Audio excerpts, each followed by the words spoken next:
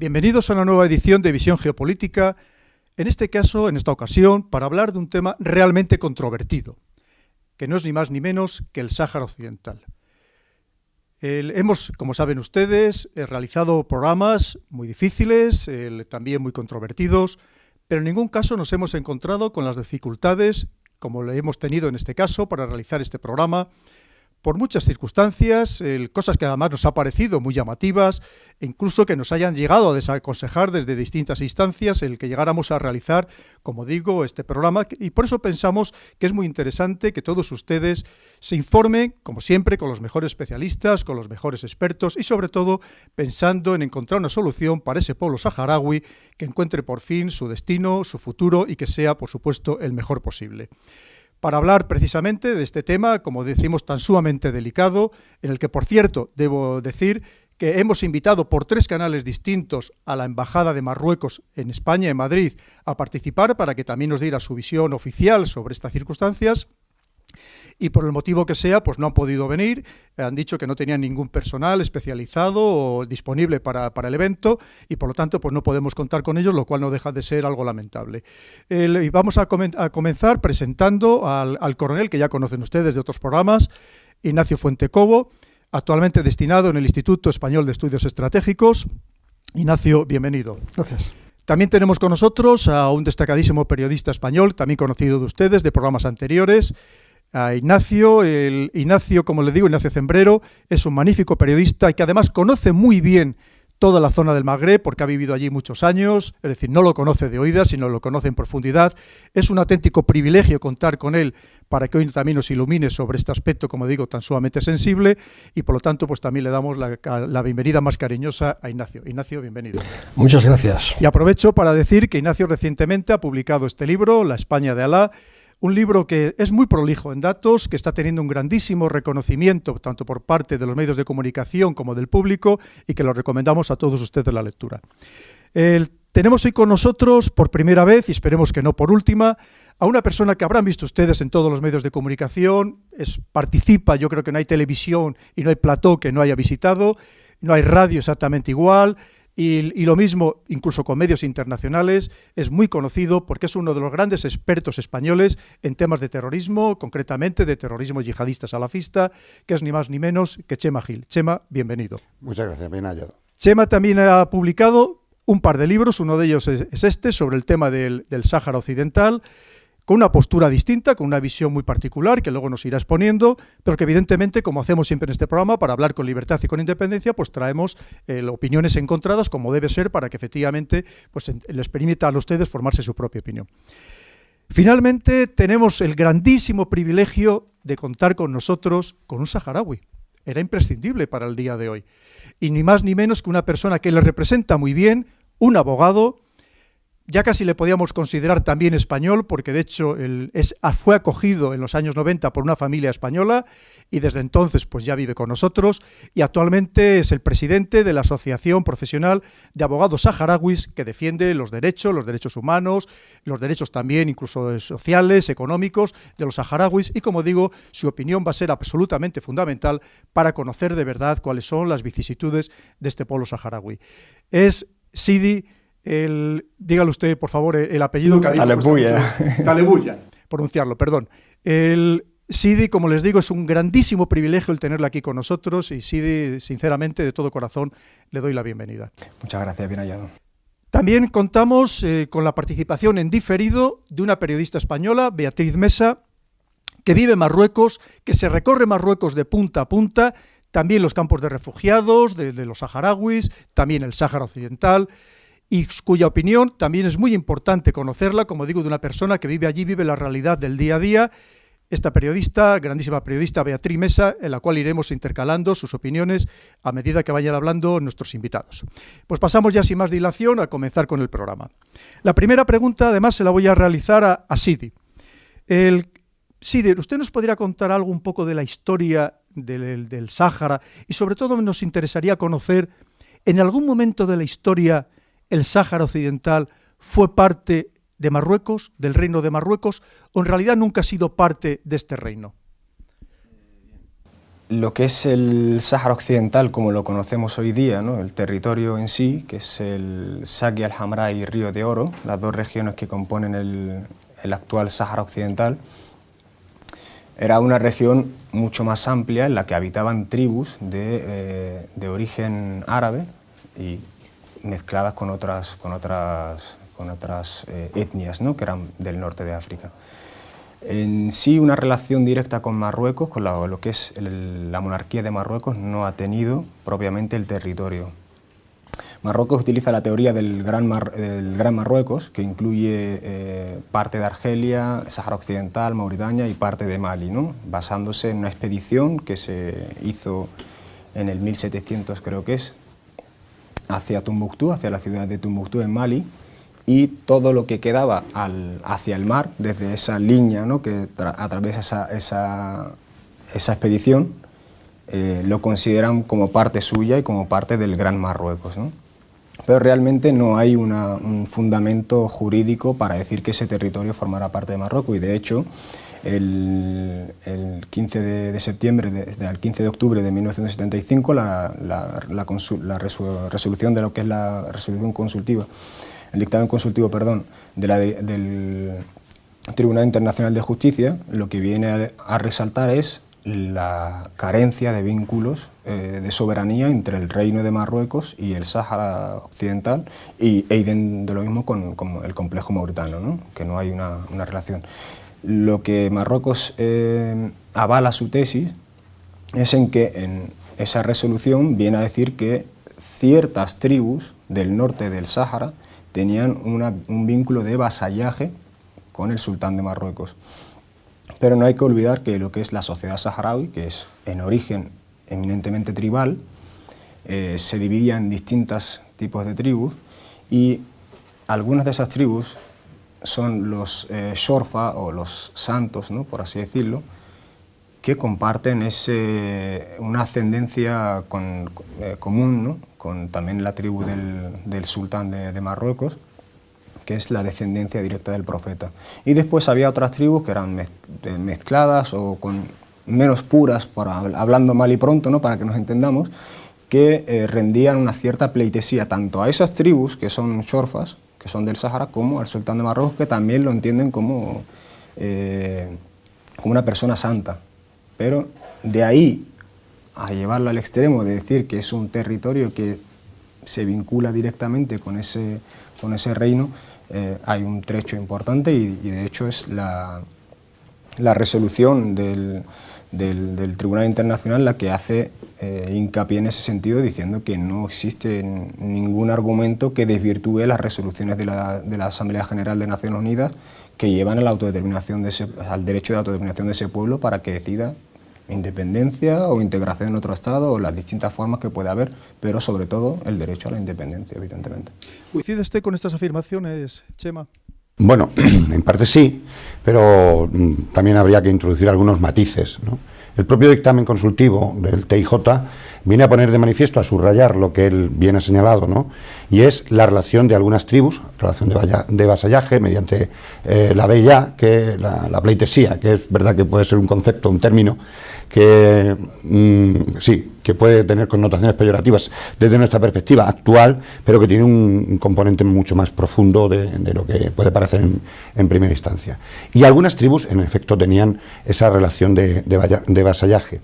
Y también es verdad, y hay que señalarlo, que a lo largo de la historia allí quien operaba poniendo uwalis, es decir, gobernadores y demás, también lo hacía el sultán o el rey de Marruecos.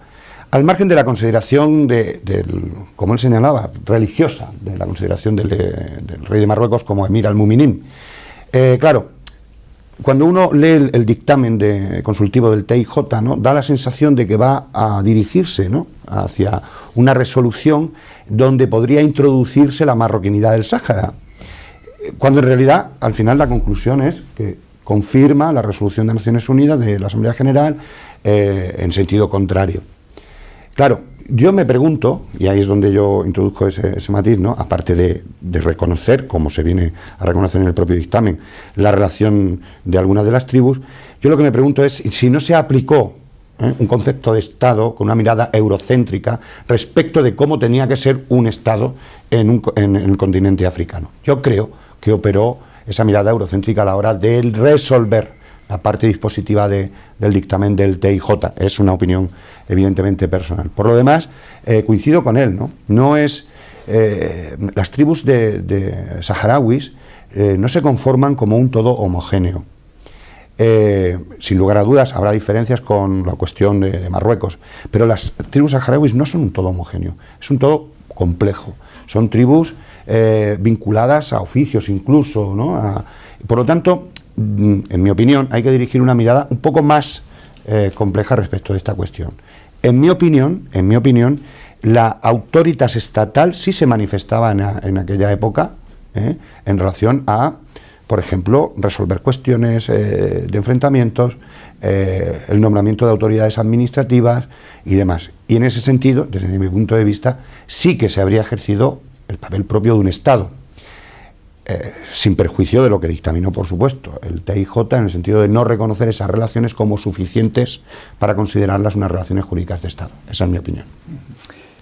Por favor, sí, me gustaría ampliar una cuestión, y es, se habla de algunas del norte, o sea, no de todo el territorio, por una parte, y después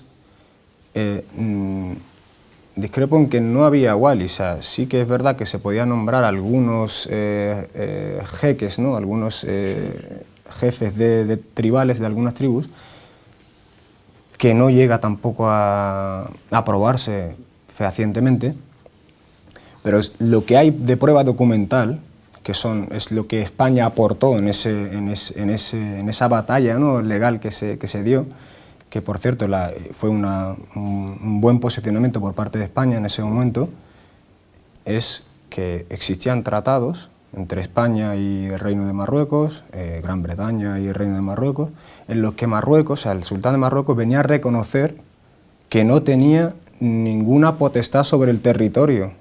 O sea, es más, no solamente del Sáhara, sino incluso más al norte. O sea, desde el sur del río Nun, o sea, lo que viene a ser actualmente lo que es el actual Agadir, hacia el sur no tenía ninguna autoridad. Eso era Beled Sib, es la zona de tierra de nadie, por así decirlo, que ellos no, o sea, el sultán no ejercía su autoritas en esa región, ni tenía capacidad para poder imponer ninguna orden sobre los habitantes de esa región. Y lo que es la complejidad de la sociedad tribal saharaui en aquel entonces venía, ciertamente, no era un todo homogéneo, pero sí que también, si la comparas con Marruecos, sí que hay bastante diferencia, ¿no? Son más parecidos entre ellos que con Marruecos. Después, la unidad de todo lo que es las tribus saharauis venía a manifestarse lo que es el Eit Arba'in, que es el Consejo de los 40, que es una vez que hay una agresión externa, una agresión ajena, se unificaban todas las tribus para luchar contra esa agresión. De hecho, en época colonial contra Francia se ocurrió, ¿no?, en época de conquista de todos esos territorios, contra España, Portugal, Gran Bretaña, o sea, todos los que fueron a colonizar ese territorio se encontraron con un enfrentamiento por parte de esas tribus que se unificaban, se unían para luchar contra esa... Entonces, Ignacio, si parece ser, por lo que estamos viendo, que cuando menos existen dudas sobre la relación entre Marruecos y el Sáhara Occidental histórica, ¿qué argumentos esgrime Marruecos para considerar el Sáhara Occidental como su territorio? Bueno, primero quería decir que celebro que tengamos este debate. Me alegro muchísimo. No es fácil en España debatir del Sáhara, excepto de las universidades. Prueba de ello es que Casa Árabe tiene 10 años de existencia y todavía no se ha celebrado ningún debate sobre el Sáhara. Ha sido totalmente imposible. Y lamento, en cambio, que no haya ningún representante de la Embajada de Marruecos. Este debate queda un poco cojo. Bueno, ¿qué argumentos tiene Marruecos para decir que el Sáhara es suyo? Pues yo creo fundamentalmente el proceso de descolonización. Algunos consideran que no es descolonización, algunos dicen que es el abandono que se produjo en 1975 con la salida de España del territorio, la Jemaah, la Asamblea de Notables, que otorga la soberanía entre comillas a Marruecos, y la salida del ejército español. Pero de todas formas me gustaría un poco remontarme a unos tiempos un poco más recientes y ya acercarnos ya a 1991, que es el año del alto el fuego y el año en el que se pone en marcha un proceso de paz que debe desembocar en una consulta, en un referéndum que no se ha llevado a cabo, y es ahí yo creo que donde debemos centrarnos: por qué no se ha llevado a cabo, por qué hay todas estas dificultades en el camino y por qué persiste una situación de conflicto pues más de 40 años después de la salida de España del territorio. Yo no puedo sorprender a mucha gente que me conoce, no es que hoy, hace años, acaso sí, hoy en día ya no soy muy partidario de la independencia, no me parece probablemente la mejor solución, pero tampoco me parece creíble en absoluto la oferta que ha hecho Marruecos de autonomía al territorio. Prueba de ello es que para que sea creíble esa oferta hay que dejar de apalear a los saharauis, hay que reconocer sus asociaciones, hay que permitirles agruparse, manifestarse, crear partidos, etcétera, etcétera, y nada de eso se hace. Con lo cual, repito, la oferta marroquí no me parece creíble, pero una autonomía amplia como gozan en España, por ejemplo, Cataluña o el País Vasco, me parecería en el momento actual una solución razonable. Pero repito, la oferta marroquí está a años luz sobre el papel de eso, y después en la práctica, en el territorio, también está muy lejos de eso. Pues abundaremos precisamente sobre esos aspectos que obviamente son los más importantes. Vamos a dar paso al coronel Ignacio Fuentecobo. He de decir que él está en activo, por lo tanto, vista la sensibilidad de este tema, no le vamos a poner ningún compromiso. Es una de las mentes más brillantes del ejército español y en absoluto le queremos perjudicar. Entonces, simplemente, Ignacio, bajo su punto de vista, ¿cuál es la situación actual? ¿Qué momento estamos viviendo en el Sáhara? Bueno, ahora mismo estamos en una situación de cierta ruptura del estancamiento que ha habido durante muchos años, ¿no? Parece que las cosas se están moviendo de alguna forma, ¿no? Durante décadas, desde el plan de arreglo del 91, la comunidad internacional ha optado pues por congelar el conflicto, ¿no? Y el Sáhara es un caso clásico de lo que llamamos conflictos congelados, ¿no? Sin embargo, en los últimos tiempos, con las declaraciones del secretario general de Naciones Unidas, también con toda la situación que se está produciendo en el Sahel, ¿no? Parece que todo el entorno geopolítico está cambiando, está evolucionando, ¿no? Y que de alguna manera entendemos que va a tener su influencia sobre el Sáhara, ¿no? Y ese es quizá lo que intentamos valorar y entender, ¿no? ¿Cuál va a ser la influencia? Sobre todo en el sentido de que no desestabilice una región como ha sido el Sáhara, que al menos durante 20 años, desde el punto de vista de la conflictividad, ha estado congelada. No digo en cuanto a la solución del problema, ¿no? Pero sí desde el punto de vista de la seguridad regional y también de la seguridad internacional, ¿no? Y eso es como está ahora mismo. Sí, abúndenos esto, por favor, un poco más en cuál es el contexto actual. Bien, el contexto actual es una negativa absoluta por parte de Marruecos a cumplir con lo pactado, como bien señalaba antes Ignacio Cembrero, y imponer ese plan de autonomía que realmente no tiene ni sobre el papel ni en la realidad tiene cabida ninguna, porque volviendo un poco atrás, ¿no?, hacia lo que es el 88, cuando Marruecos empieza la negociación con el Frente Polisario, reconoce ya de por sí, o sea, hablemos de que en el derecho internacional los estados, las manifestaciones del Estado hacia el exterior en sí son fuente del derecho. Por lo tanto, el hecho de que Marruecos se manifieste, se posicione a favor de que se celebre un referéndum de autodeterminación implica que no tiene una relación con ese territorio. Está admitiendo ese territorio como, al menos, si no es suyo, al menos tiene cierta duda, ¿no? O sea, el hecho de admitirlo, ¿no? Eso por una parte. Si vuelve más atrás, lo que es a principios de los 70 y final de los 60, incluso exigía a Naciones Unidas que autodeterminara ese territorio, ¿no? Entonces, de algún modo estás admitiendo que ese territorio tiene el derecho a ser autodeterminado y a la independencia, ¿no? Bien, El plan de arreglo lo que establece es una misión de Naciones Unidas que vele por el alto el fuego, pero no es su misión más importante. Su misión más importante es la celebración de un referéndum, por eso es lo que es MINURSO, esa R es de referéndum, ¿no? Que siempre se nos olvida, y hablamos de misión de Naciones Unidas y ya está, pero es una misión para el referéndum en el Sáhara Occidental. Y el alto el fuego.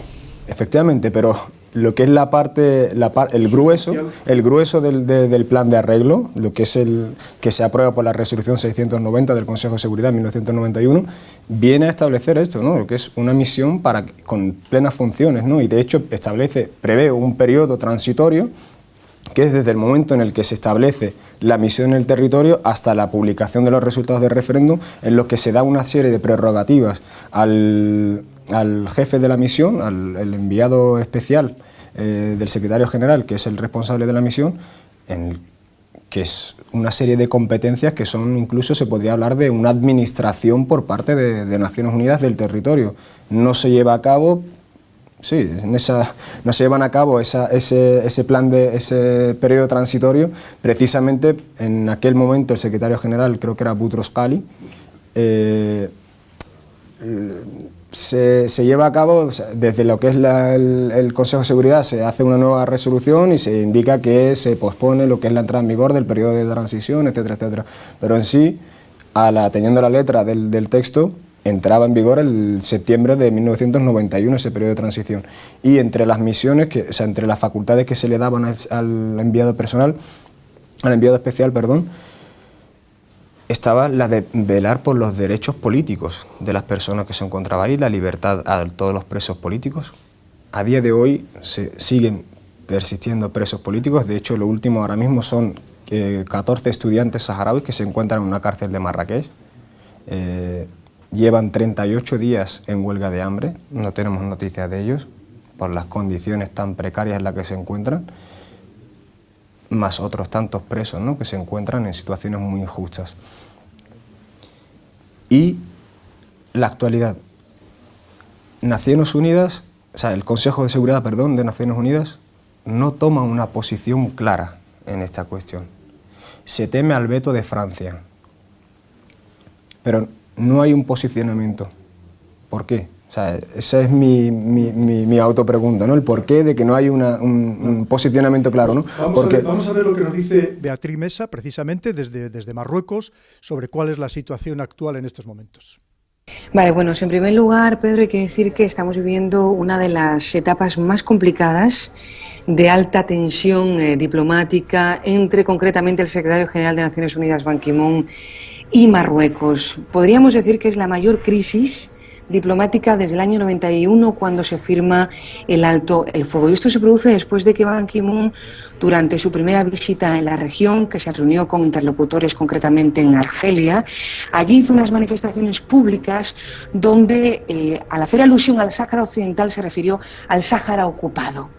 Esto ha significado una bofetada al Estado marroquí, y es por esta razón que todo el aparato diplomático, político marroquí ha empezado a reaccionar ante esas declaraciones que Marruecos ha considerado que son totalmente parciales, que no son propias de un secretario general de Naciones Unidas, y se han vivido unos meses complicados, empezando por una manifestación multitudinaria, la mayor manifestación que se ha celebrado en este país en favor de la unidad nacional y de la integridad territorial, con miles y miles y miles de personas procedentes de todos los rincones de Marruecos.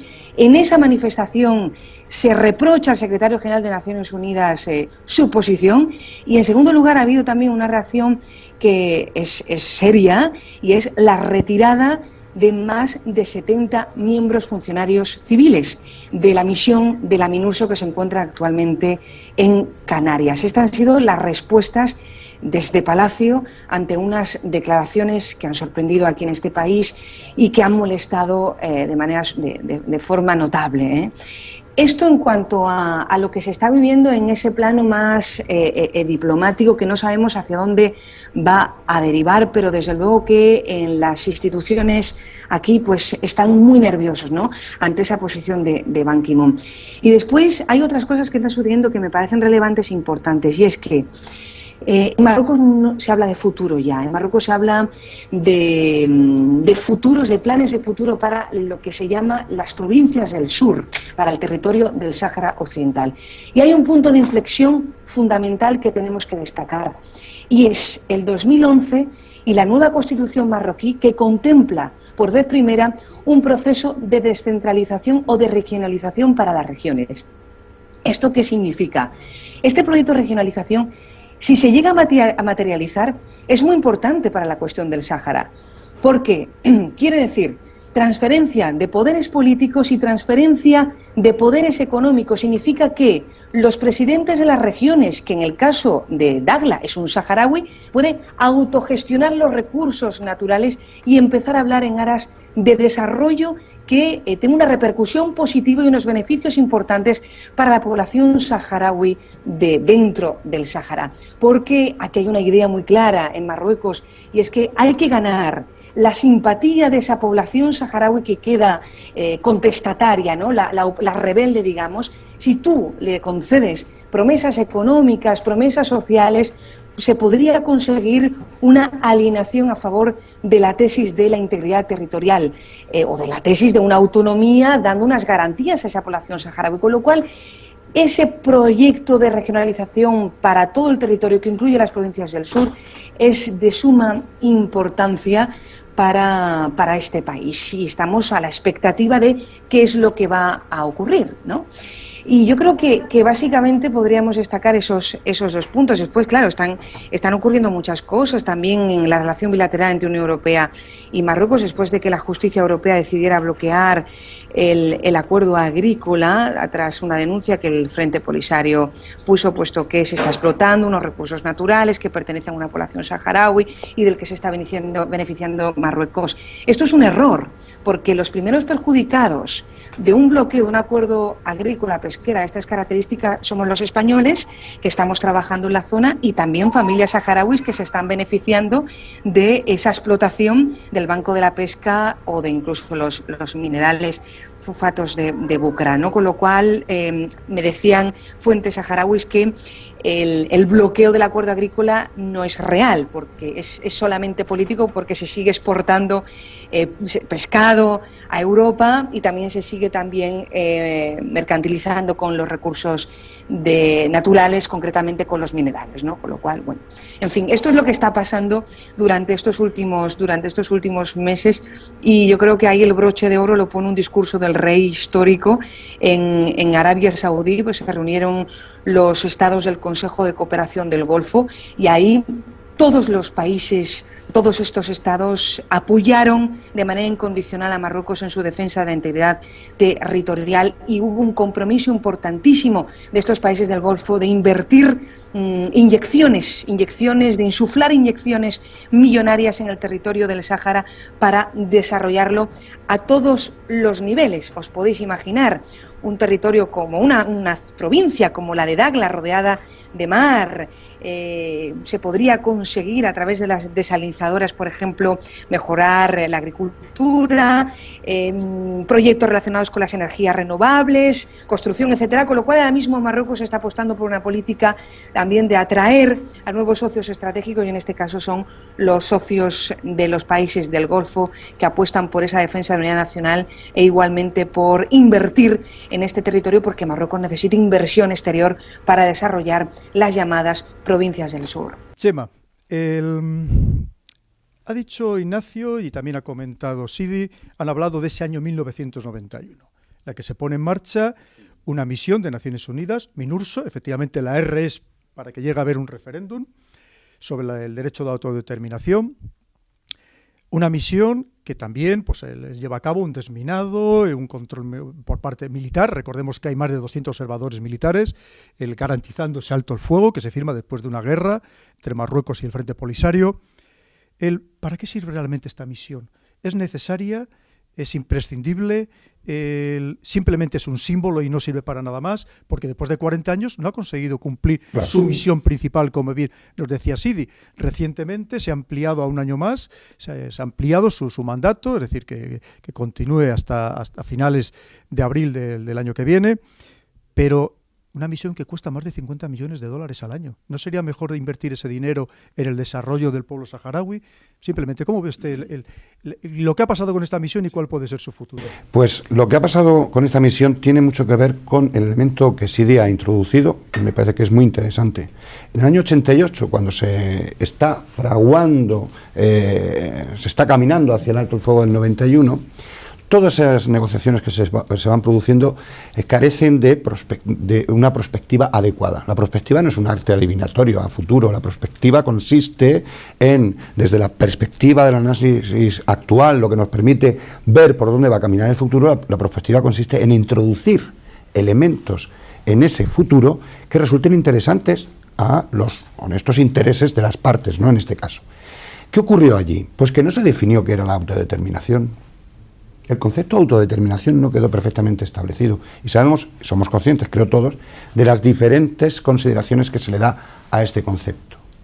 Se vincula autodeterminación a independencia de forma automática cuando ni siquiera el derecho tiene aclarado esta cuestión. Eso por un lado. Y creo que esa falta de claridad a la hora de una declaración de principios, qué es lo que exactamente se va a buscar con este referéndum, ha propiciado parte del desaguisado, ¿no?, del despropósito en el que se ha convertido este esfuerzo de Naciones Unidas con la MINURSO. Las diferentes posiciones en torno a los censos, ¿no?, el famoso censo del 74, realizado por España, que no tiene las debidas garantías desde el punto de vista jurídico, porque es un censo que no fue publicado, es verdad que está hecho, pero nunca se publicó. Al final las partes nunca se han puesto de acuerdo en quiénes deberían de formar parte de un referéndum. Se ha llegado hasta extremos, y no es una crítica ni a una parte ni a la otra, digo, a todo el proceso en sí, en que podría llegarse al extremo de que el presidente de la RAS podría ser que no votara porque nació en Marrakech. Quiero decir que estamos ante una situación, un desaguisado, ¿no?, un despropósito. 40 años después, no se ha avanzado ni un milímetro.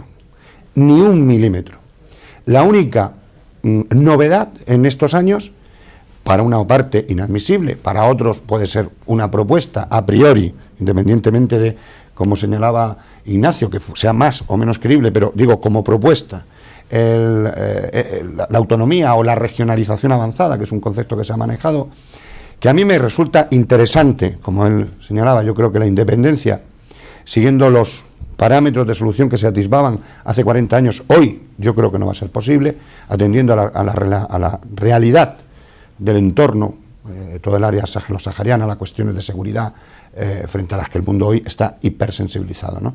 Por lo tanto, nos encontramos ante una misión que no está sirviendo a los efectos para los que fue creada. Y es verdad que supervisaba el alto el fuego, pero su misión era que en un año, desde aquel alto el fuego, debía celebrarse el referéndum. Y esto, que estoy diciendo, un año, pone de manifiesto también el absoluto despropósito de cómo se tomaron aquellas decisiones. ¿A quién se le podía ocurrir que en un sitio donde no había censos válidos, después de una guerra verdaderamente dolorosa, sangrienta, de un montón de años, en el año 91, un año después, se iba a estar celebrando en un contexto como aquel una selección, un referéndum? Es que eso era impensable. Y yo me niego a pensar que fueran medio idiotas todos los que estaban tomando esas decisiones. En un año era impensable que se pudiera realizar un referéndum en esas condiciones. Sin embargo, se aprobó esta misión. En definitiva, yo creo que esta misión va a tener, como bien apuntabas, que transformarse esencialmente. Y va a tenerse que dirigir hacia la aplicación, seguramente, de soluciones novedosas para que de una vez por todas los saharauis puedan vivir en unas condiciones dignas y no en los campamentos y en medio. Veamos lo que nos quería decir Ignacio. No, yo lo que quiero decir sobre el tema, volviendo al pasado, al año 91 o al 88, cuando parece que comienzan las negociaciones que luego culminan con el plan de arreglo del 91, hay que contextualizarlo también en la época en la que estamos hablando, ¿no? Estamos hablando del final de la Guerra Fría y también de una época de optimismo internacional. Es la época de la eclosión de las misiones de Naciones Unidas, ¿no? Y en esa eclosión, donde se empiezan a hacer misiones polivalentes de todo tipo, etcétera, quedaban pendientes una serie de procesos de descolonización en África que no se habían concluido en los años anteriores por cuestión de confrontación entre bloques, ¿no? Recordemos que es la época también de Namibia, de la antigua Rodesia, ¿no?, etcétera. Y el Sáhara era uno de ellos. En cierto modo, el Sáhara era un territorio, en mi opinión, clásico para haber sido descolonizado, ¿no? Tenía todos los condicionantes, era un territorio relativamente sencillo de administrar, con poca población, con una potencia que la había administrado ante entonces, como era España, que estaba dispuesto a transferir todas sus responsabilidades al final de una guerra que no había dejado unos vencedores y vencidos claros, etcétera, ¿no? Es decir, en esa época de optimismo, contextualizado en esa época, parecía que era relativamente fácil y factible hacer un referéndum en el territorio del Sáhara, ¿no? En un año. En un año. En aquella época. Luego la realidad es que no fue así. Pero luego, efectivamente, como ha puesto usted bien de manifiesto, vinieron todos los problemas del censo, etcétera, y la situación se empezó a complicar sobre quién era saharaui y quién no iba. Y además, como sabe bien, los números bailaban, si se aceptaban determinadas tribus de origen en el territorio de lo que es actualmente Marruecos, o no se aceptaban, que podían bailar y podían hacer oscilar la balanza sobre un sentido u otro del posible referéndum, ¿no? Y a partir de ahí se fue derivando hasta llegar a la situación actual, ¿no? Ignacio, yo le iba a preguntar al hilo de esto, ya nos comenta usted. Entonces nos da la sensación de que las misiones de Naciones Unidas solo funcionan de verdad cuando detrás hay el interés de una gran potencia, y que en este caso parece que no es así, que parece que al final todo esto está quedando reducido a un tema humanitario, que ya nadie se preocupa de esa autodeterminación, bien sea para ser país independiente o para incorporarse a Marruecos, y que al final estas misiones son un poco gaseosas. Bueno, estas misiones son un poco gaseosas, efectivamente, si no tiene el respaldo de una gran potencia, si no tiene el respaldo pleno, o por lo menos de los pesos pesados del Consejo de Seguridad, me refiero a los miembros permanentes. Yo creo, antes el señor Chema Gil decía aquí que lo único importante que había sucedido desde 1991 es la oferta de autonomía que formuló Marruecos en 2007 por primera vez, y que, repito, es una cosa muy poco elaborada, son un cierto número de ideas puestas sobre el papel, que las autoridades marroquíes explican que están inspiradas del modelo, en parte del modelo autonómico español, y que está muy lejos de lo que es aquí una autonomía en cuanto a poderes, facultades, atribuciones de las autoridades autonómicas, por lo menos en ese primer esbozo. Yo creo que han ocurrido cosas también importantes desde 1991 en este proceso. Ha habido grandes protestas, una de ellas en 2010 de la población saharaui, que se concentró en las afueras de El Aaiún, pero en el terreno ya diplomático, digamos, han ocurrido otras cosas muy importantes, una de ellas en el mes de marzo, con la decisión de Marruecos de expulsar a la pata civil de la MINURSO. Digamos que la MINURSO, el contingente de Naciones Unidas en el Sáhara, tiene dos patas, una militar, cuya principal tarea es observar el alto el fuego, y la otra civil, cuya principal tarea, no única tarea, era intentar, digamos, poner en marcha ese referéndum o esa consulta de autodeterminación que nunca se ha puesto en marcha. Entonces, Marruecos, después de una bronca con el secretario general de Naciones Unidas, con Ban Ki-moon, que estuvo en la zona, pero que no fue, que visitó la región, pero que no fue recibido en Marruecos, ni pudo tampoco ir al Sáhara, ni pudo ir a ver al contingente de Naciones Unidas en el Sáhara, Marruecos, después de esta bronca, decidió expulsar a esta rama, a esta pata militar, e incluso a esta pata civil, e incluso fue más allá, porque castigó también un poco a la rama militar de la MINURSO, cerrando la oficina militar de la MINURSO en la ciudad de Dakhla, en la antigua Villa Cisneros. Y ahora volvemos a su pregunta. Quiero decir, no ha habido por ahora ningún tipo de sanción ni de firme contestación, ni siquiera, diría yo, de apoyo contundente del Consejo de Seguridad al secretario general, que se ha enfrentado, ha peleado con las autoridades marroquíes. Ha quedado bastante clara, pese a la resolución que ha sido aprobada en los últimos días de abril, el último sábado de abril, si no recuerdo mal, pese a esa resolución no ha habido un apoyo contundente del Consejo de Seguridad, y eso en parte, pero no solo, a causa de la labor de Francia, apoyada por España, por Egipto y por Senegal, y eso pues simplemente es revelador de que un apoyo endeble del Consejo de Seguridad a una misión de Naciones Unidas y al mismo tiempo un país como Marruecos, que pone todo tipo de trabas al desarrollo de esta misión, pues prácticamente dan al traste con la misión. La misión no es que haya quedado coja, no es que tenga que caminar ahora sobre una pata y la otra no le funcione, es que las dos patas son hasta cierto punto también interdependientes, y yo creo que estamos, digamos, es decir, si no vuelve la pata civil, y yo creo que no va a volver por muchas razones, pues prácticamente hemos llegado al final de una etapa. La MINURSO está desapareciendo, tiende a desaparecer o a ser enterrada. Pues vamos a ver lo que nos decía precisamente Beatriz Mesa sobre la operación MINURSO. Mira, yo desde aquí os puedo decir que la misión de la MINURSO es simbólica. Es simbólica, pero es necesaria. Es necesaria para los enemigos de la integridad territorial de Marruecos, porque claro, una retirada de la misión de la MINURSO significaría que el conflicto ya ha terminado, porque precisamente la MINURSO tiene como función pues celebrar un plebiscito, un referéndum, donde en el año 75 se determinó que tenía que establecer dos opciones, o bien la integración del Sáhara en Marruecos, o bien la independencia. Entonces la misión de la MINURSO es precisamente hacer un censo en el que se calculara exactamente la población oriunda, ¿no?, saharaui, para que votara su propio futuro en unas urnas. Esto ocurre en el año 75.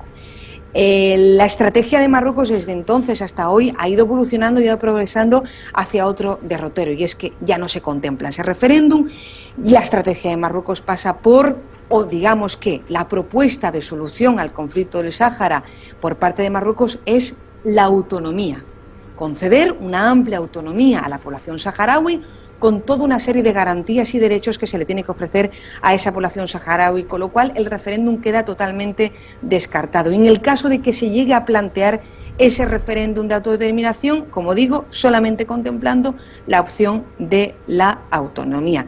Desde ese punto de vista, claro, ya digamos que si Marruecos dice de manera clara que no está interesada en hacer esa convocatoria, aunque el derecho internacional lo puede imponer en este caso, habría que plantearse qué sentido tiene la MINURSO, pero te dicen los interlocutores marroquíes que hay un sentido claro, independientemente del referéndum, y es que ellos están ahí para preservar el alto el fuego, para monitorizar ese proceso de paz, el mantenimiento de la paz, y para el desminado. Desde ese punto de vista tiene su sentido y su coherencia que permanezca la MINURSO, pero vamos, esto depende quién lo vea. Para el Frente Polisario la misión de la MINURSO tiene que ser la convocatoria de un referéndum. Para Marruecos no hay convocatoria de referéndum, sino preservar ese alto el fuego y la cuestión del desminado. Entonces estamos en esa diatriba, y pues yo desde fuera o como observador aquí veo que es puramente simbólico. Puramente simbólico, pero tiene que estar presente, claro, porque estamos hablando de un conflicto bajo los auspicios de Naciones Unidas. Vamos a continuar con Sidi, al que le voy a proponer que nos ofrezca soluciones. Aquí se está empezando a apuntar una tercera vía, ya no solamente un país independiente, no solamente incorporarse a Marruecos, sino esa tercera vía que sería dentro de Marruecos, pero con una autonomía enorme, es decir, una autogestión absoluta de todos sus recursos, de toda su administración, pues quitando con la política exterior, la defensa y la seguridad y poco más. Parece ser que el Marruecos está en esa línea de un proceso de descentralización, de regionalización, en el que va a impulsar precisamente estas medidas, y además amparado por este Consejo de Cooperación del Golfo, que le ha mostrado absolutamente toda su determinación a apoyarle en este proceso mediante inversiones gigantescas que desarrollen el Sáhara, pero siempre dentro de Marruecos. ¿Cree usted en esa tercera vía? ¿Cree que esa puede ser la solución mejor? Bien, me gustaría matizar primero un par de cuestiones, que es la cuestión de la autodeterminación, que es lo que comentaba antes Chema. En el plan de arreglo se habla de la autodeterminación con respecto a las resoluciones de la Asamblea General, y se refieren a la resolución 1514, que es el derecho de los pueblos también a la independencia, está incluida en esa resolución. Los pueblos coloniales a ser independientes, o sea, se habla de la independencia directamente. Y ese plan de arreglo que Marruecos firma incluye la independencia, entre las dos preguntas que se iban a plantear, que se iban a formular en ese referéndum. Una es la independencia y otra es la integración en Marruecos. A día de hoy se habla de ese plan de autonomía, ¿no?, que se dice que se ha propuesto por Marruecos en el 2007. Realmente el plan de autonomía no es reciente, el plan de autonomía data de hace 15 años. En el 2001 ya se planteó por James Baker, que por entonces era el enviado personal del secretario general. Pero no era una propuesta marroquí, Marruecos efectivamente, la retoma en 2007. Efectivamente. Ese plan de autonomía, incluso el Frente Polisario llegó a aceptarlo. Incluso llegó a aceptarlo en el Consejo de Seguridad. ¿Bajo qué condición? Que fuera una situación temporal, ¿no? Se planteaba una idea de 5 años bajo autonomía y después un referéndum de autodeterminación en el que ese pueblo que tiene ese legítimo derecho a autodeterminarse, que es la resolución 1514, a decidir libremente si quiere ser independiente, si quiere integrarse en Marruecos o si quiere incluso volver a España. Sí, España lo permite, desde luego, pero todas las vías que tenga posibles, ¿no? Entonces, impedirlo basándose en argumentos como seguridad o terrorismo o cuestiones de índole de geopolítica internacional, realmente, bajo mi opinión, carece de muy poca fuerza, porque Marruecos utiliza ese juego a diario, ¿no?, y ese chantaje hacia autoridades españolas y europeas, ¿no?, en lo que es la cuestión de seguridad, con detenciones de cédulas yihadistas cada media hora, por así decirlo, que son las mismas que constituye hoy y mañana las vuelve a detener y así sucesivamente, y la cuestión de la inmigración irregular, ¿no? No olvidemos que el Sáhara Occidental, el territorio, está dividido por un muro desde el norte hasta el sur, uno de los muros más largos del planeta después de la muralla china, son más de 2.000 kilómetros de muro, minado. Su frontera está controlada por militares marroquíes. O sea, buena parte de esa inmigración que viene del África subsahariana, esa región que se le llama África subsahariana, atraviesa la frontera, entra por el Sáhara y sube hacia Marruecos sin ningún tipo de impedimento, y de hecho se instalan en la frontera con Ceuta y Melilla. O sea, ¿realmente Marruecos es un garante de ese control de frontera?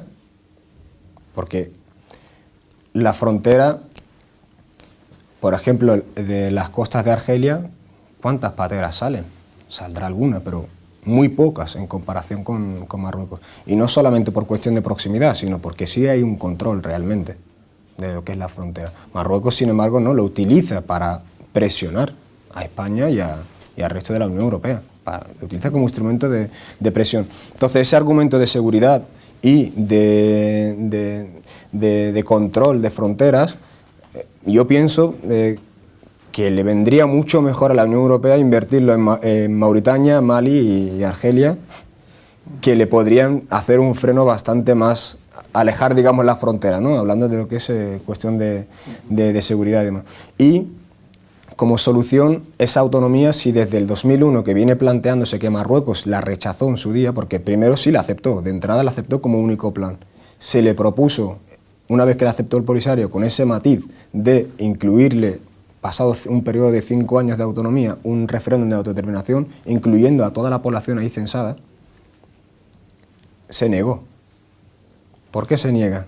Porque prevé tal vez que el resultado va a ser que incluso su propia población, que está ahí como colona, se vaya a manifestar en contra. Chema nos ha dicho sí cosas interesantísimas, según su opinión. Efectivamente, lo que está empleando ese argumento de seguridad, de prevención del terrorismo yihadista salafista, de evitar una inmigración masiva incontrolada de subsaharianos en Europa, ¿es un argumento válido por parte de Marruecos? ¿Es simplemente una disculpa para conseguir sus propios fines? ¿Y cree usted que efectivamente esa tercera vía entonces sería la solución para que Marruecos se hiciera cargo efectivo de este territorio y que ejerciera esa especie de policía preventiva para la seguridad europea? Bueno, hay varias cuestiones, ¿no? Es verdad que hay unas rutas bastante bien definidas respecto de la inmigración que se produce por parte de la zona del África subsahariana que denominamos, pero no todas pasan precisamente por la vía del Sáhara y mucho menos atravesando esa muralla de 2.700 kilómetros que tiene Marruecos ahí, vienen también por Argelia, y se incorporan a Ceuta y Melilla desde bien diferentes procedencias. Bien, eso por un lado. Por otro lado, la cuestión securitaria, y es sobre la que yo opero normalmente, es muy importante. Yo creo que solo la cuestión securitaria no puede decidir, ¿no?, el futuro de un pueblo, de una región, pero lo cierto y verdad es que va a jugar un papel fundamentalísimo, queramos o no queramos verlo, pero esa es la realidad. Y lo cierto y verdad es que el área sahelo-sahariana, basta viajar por la zona, y cada vez es más complicado, yo ya no lo hago, pero es un verdadero avispero, es un verdadero avispero.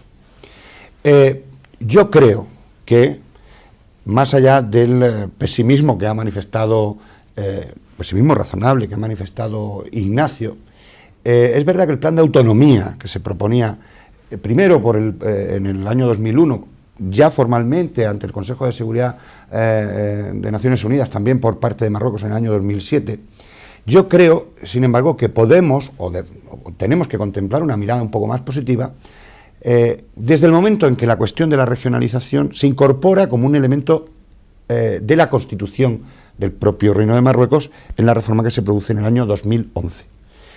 Eso me permite pensar que hay una apuesta seria por esa regionalización. Ojo, que no afecta solo a la zona del Sáhara, sino que se manifiesta también sobre otros territorios con una carga muy importante, digamos, nacionalista, ¿no?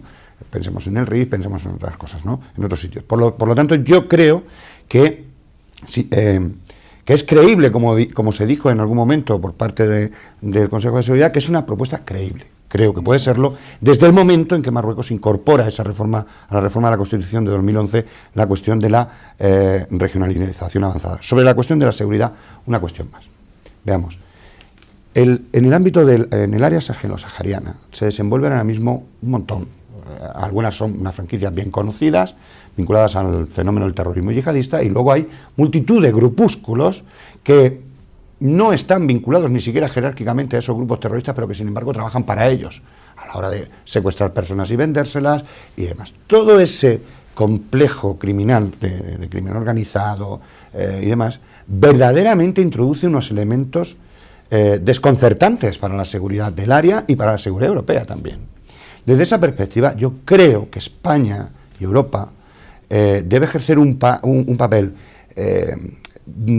posibilitador, ¿no?, de que se implemente una realidad que garantice la seguridad en el área y nuestra seguridad. Pensemos por un momento, de renacer el conflicto armado en el área del Sáhara Occidental, algo que yo no contemplo como posible, más allá de las declaraciones que se hacen en algunos momentos, pero yo hoy no lo contemplo como posible, ¿no?, y espero que además nunca renazca la guerra allí. Pero de renacer el conflicto tenemos unas experiencias desde el año 2011 para acá que son verdaderamente terribles. Y es que donde se ha producido un conflicto en el que se encuentran enfrentados musulmanes en este caso, todos esos conflictos han sido penetrados sistemáticamente por el terrorismo yihadista. Las famosas primaveras árabes en determinados países es la demostración. El norte de Mali, que era una reivindicación casi laica de los tuares, por el azawad y demás, finalmente fue penetrado por los grupos terroristas que operan en este área concernida. Lo hemos visto en Libia, lo hemos visto en Siria. El terrorismo yihadista penetra estos conflictos y termina apropiándoselos. Convirtiéndose al final en una guerra en la que el origen del conflicto desaparece para convertirse en una guerra contra un fenómeno nuevo.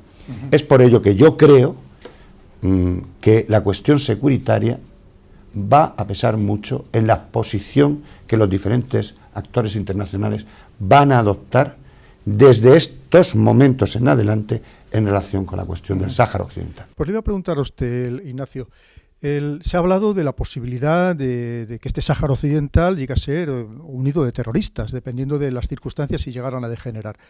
Entonces, efectivamente, esa tercera vía de incorporarle a Marruecos como una provincia, una región absolutamente autónoma, con todo tipo de autogestión, ¿Sería la solución, además que parece ser una solución que está bastante bien vista en el mundo internacional? Está bien vista en general por la comunidad occidental, empezando por Estados Unidos y por supuesto Francia, que siempre apoya a Marruecos, y las autoridades españolas, aunque son extraordinariamente discretas sobre este tema, pero también lo ven con buenos ojos la solución de la autonomía. El problema, yo vuelvo a decirlo y lo he dicho antes, el problema es que, a mí una amplia autonomía como la que gozan muchos pueblos de la península ibérica no me parece una solución hoy en día enloquecida, no me podría incluso parecer una solución razonable, y que se produzca, eso sí, un referéndum, una consulta que confirme esta opción.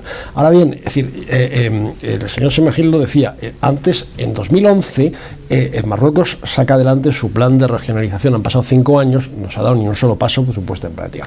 En 2007, es decir, hace ya 9 años, Marruecos presenta su propuesta de autonomía, cuyo primer borrador yo recuerdo haber visto aquí en la Embajada de Marruecos en ese año, en octubre de 2007, en Madrid. Es decir, bueno, es un borrador muy insuficiente comparado con cualquier autonomía española, con aquella que, es decir, no ya con el País Vasco ni con Cataluña, comparado con Murcia o comparado con La Rioja. Es un borrador que queda muy lejos de lo que es ese tipo de autonomía, pero podría ser un elemento incluso podría ser un elemento para empezar a trabajar. Ahora bien, hay que ver la situación en el territorio, en ese territorio del Sáhara Occidental, en el 70 o 75% del territorio, porque Marruecos no controla todo, controla el Sáhara útil. ¿Cuál es la situación? Y repito, es que las libertades son prácticamente inexistentes para aquellos que digamos, reivindican la identidad saharaui o quieren la autodeterminación. No pueden manifestarse, son sistemáticamente apaleados cuando salen a la calle. Es decir, no han podido, sus asociaciones, hay una asociación que ha sido por fin reconocida, pero en regla general no son reconocidas sus asociaciones. Las ONGs solventes como Freedom House, por ejemplo, o Democracy Index, que analizan el nivel de libertades en los diferentes territorios del mundo, o también Human Rights Watch, mucho más conocida, dicen que es uno de los territorios donde menos libertad existe, libertad de todo tipo. Se acerca, esto a algunos les puede parecer chocante, se acerca a Corea del Norte. Entonces, bueno, es decir, yo creo que para que ese plan empiece a ser creíble, en que se pueda empezar a debatir como primer elemento, lo que tiene que hacer Marruecos es, digamos, aflojar un poco la situación en el Sáhara, y no lo ha hecho. Es decir, hay presos políticos, etc. Entonces, Marruecos tiene que ganarse la credibilidad, es decir, otorgando. Yo no pretendo que el Sáhara se convierta en un país escandinavo de un día para otro, pero por lo menos que gocen de ese margen de maniobra que en otros lugares de Marruecos sí tiene la sociedad civil cuando sale a la calle y cuando se manifiesta. Y esto en el Sáhara no sucede. Ignacio, le voy a hacer una pregunta a usted como militar. Se ha hablado aquí de posibilidad de guerra, y es cierto que yo he visto últimamente en la prensa internacional quien quiere tañir esos tambores de guerra, pero una guerra, ¿cómo? Es decir, evidentemente el Frente Polisario ni tiene los medios ni la organización para poder hacer frente a un ejército como el marroquí, un ejército potente, es decir, con armada, con una potente aviación. ¿Cómo podría hacerle frente? Hay que tener en cuenta que hasta ahora el Frente Polisario se ha resistido a hacer acciones terroristas. Es decir, la asimetría parece que no tampoco la querría emplear en profundidad, en toda su intensidad. ¿Cómo podría hacer frente entonces? ¿O cómo podría ir a una guerra? ¿Con qué medios? ¿Con qué tácticas? ¿Con qué estrategias? Bueno, yo creo que con ninguna, ahora mismo.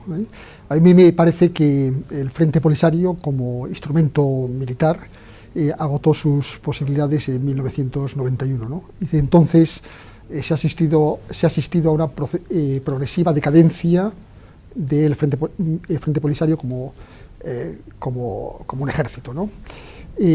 Pero no es solamente eso, sino que también el contexto no le favorece, ¿no?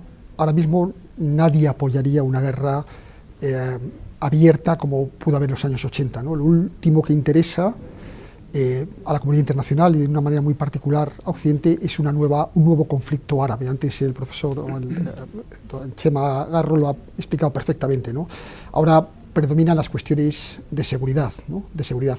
Hay una cierta vuelta al realismo político sobre las cuestiones un poco utópicas, ¿no? De soluciones internacionales, ¿no? Y las naciones se están posicionando desde la perspectiva de la seguridad. Y esa seguridad, para bien o para mal, no beneficia ahora mismo la situación o un desenlace de la situación tal como estaba contemplado en el plan de arreglo del 91, ¿no? Por favor.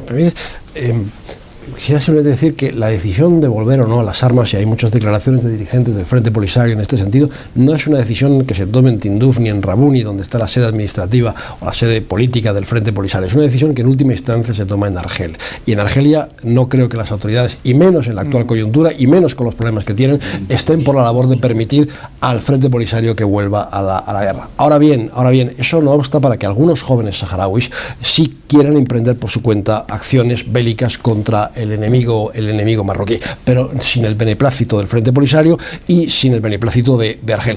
Esto es una dinámica peligrosa de todas formas, porque las autoridades marroquíes a acciones de hostilidad pueden estar tentadas a responder a gran escala, y ahí entramos en una dinámica. Ese es el mayor riesgo que yo veo, y ahí entramos en una dinámica mucho más complicada. Pero desde luego yo no creo que el Frente Polisario como tal vuelva a desempolvar el hacha de guerra.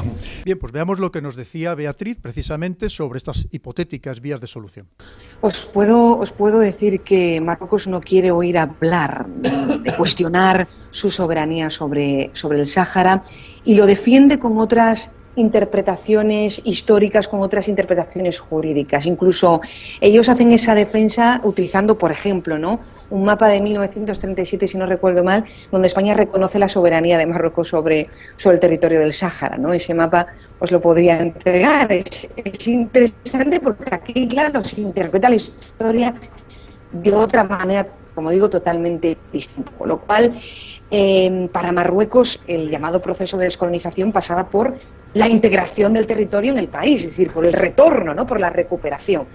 Y os digo que no hay opción a la independencia para las autoridades marroquíes, no hay opción. La solución es la autonomía. ¿Yo cómo lo veo? Pues yo veo que el plan de autonomía que Marruecos empieza a defender en el año 2007 y que da pasos más hacia adelante con ese proceso de regionalización, de descentralización, a partir de la nueva Constitución en 2011, en el marco de la llamada Primavera Árabe, es muy interesante. Es muy interesante siempre y cuando se llegue a efectuar. Es muy interesante porque si esto significa que va a haber una autogestión de los recursos naturales, si esto significa que va a haber una garantía de los derechos de los saharauis, si esto significa que va a haber un verdadero desarrollo, porque hay este interés, es decir, en desarrollar, como digo, al igual que se está ocurriendo con el resto de las ciudades en el norte de Marruecos, hay un proyecto real de industrializar y de crear desarrollo, de crear puestos de trabajo a través de la instalación de nuevas empresas donde los saharauis puedan participar y ser actores. Me parece importante, ¿no? Entonces, un plan de autonomía, como digo, que garantice esos derechos y que permita a la población saharaui a sentirse activa como ciudadana y, como decimos aquí, no sujetos, on n'est pas des sujets, dicen aquí, on veut être acteurs, queremos ser actores y no queremos ser sujetos. Esto es importante. Hay otra cosa también que me parece interesante, y es que hubo una ola de retornados de saharauis de los campamentos en los años 80, de saharauis hispanófonos preparadísimos, nacidos durante la provincia española, que podrían jugar un rol mayor en la integración de la población saharaui. Como digo, son saharauis que retornaron en los años 80 al Polisario, que estaban totalmente defraudados y decepcionados con el movimiento y que están actualmente en Marruecos, que apoyan la autonomía de Marruecos para el Sáhara, pero que reclaman una mayor participación, es decir, que haya que puedan tener más voz y voto en las instituciones marroquíes, porque se produce una integración en las instituciones marroquíes, pero su influencia es pequeña. Entonces, ellos siguen reclamando mayor influencia, mayores cotas de poder para poder participar de la escena política y diplomática, y ahí sí que Marruecos tiene que seguir dando pasos hacia adelante, ¿no?, en cuanto a los que retornaron, en cuanto a los que van a retornar y en cuanto a los que se encuentran actualmente en el territorio, esa población saharaui que es pequeña, porque yo he estado recientemente en Dakhla y en el Aaiún, y os puedo decir que cada vez hay más familias marroquíes, es decir, cada vez hay. Entonces es interesante también saber qué es lo que queda de la población saharaui oriunda. Sí, hasta ahora hemos hablado de muchos temas, de geopolítica, de soluciones políticas, hasta de economía, pero no hemos hablado de las personas, que es lo más importante. ¿Cuál es la situación real que están viviendo hoy en día los saharauis?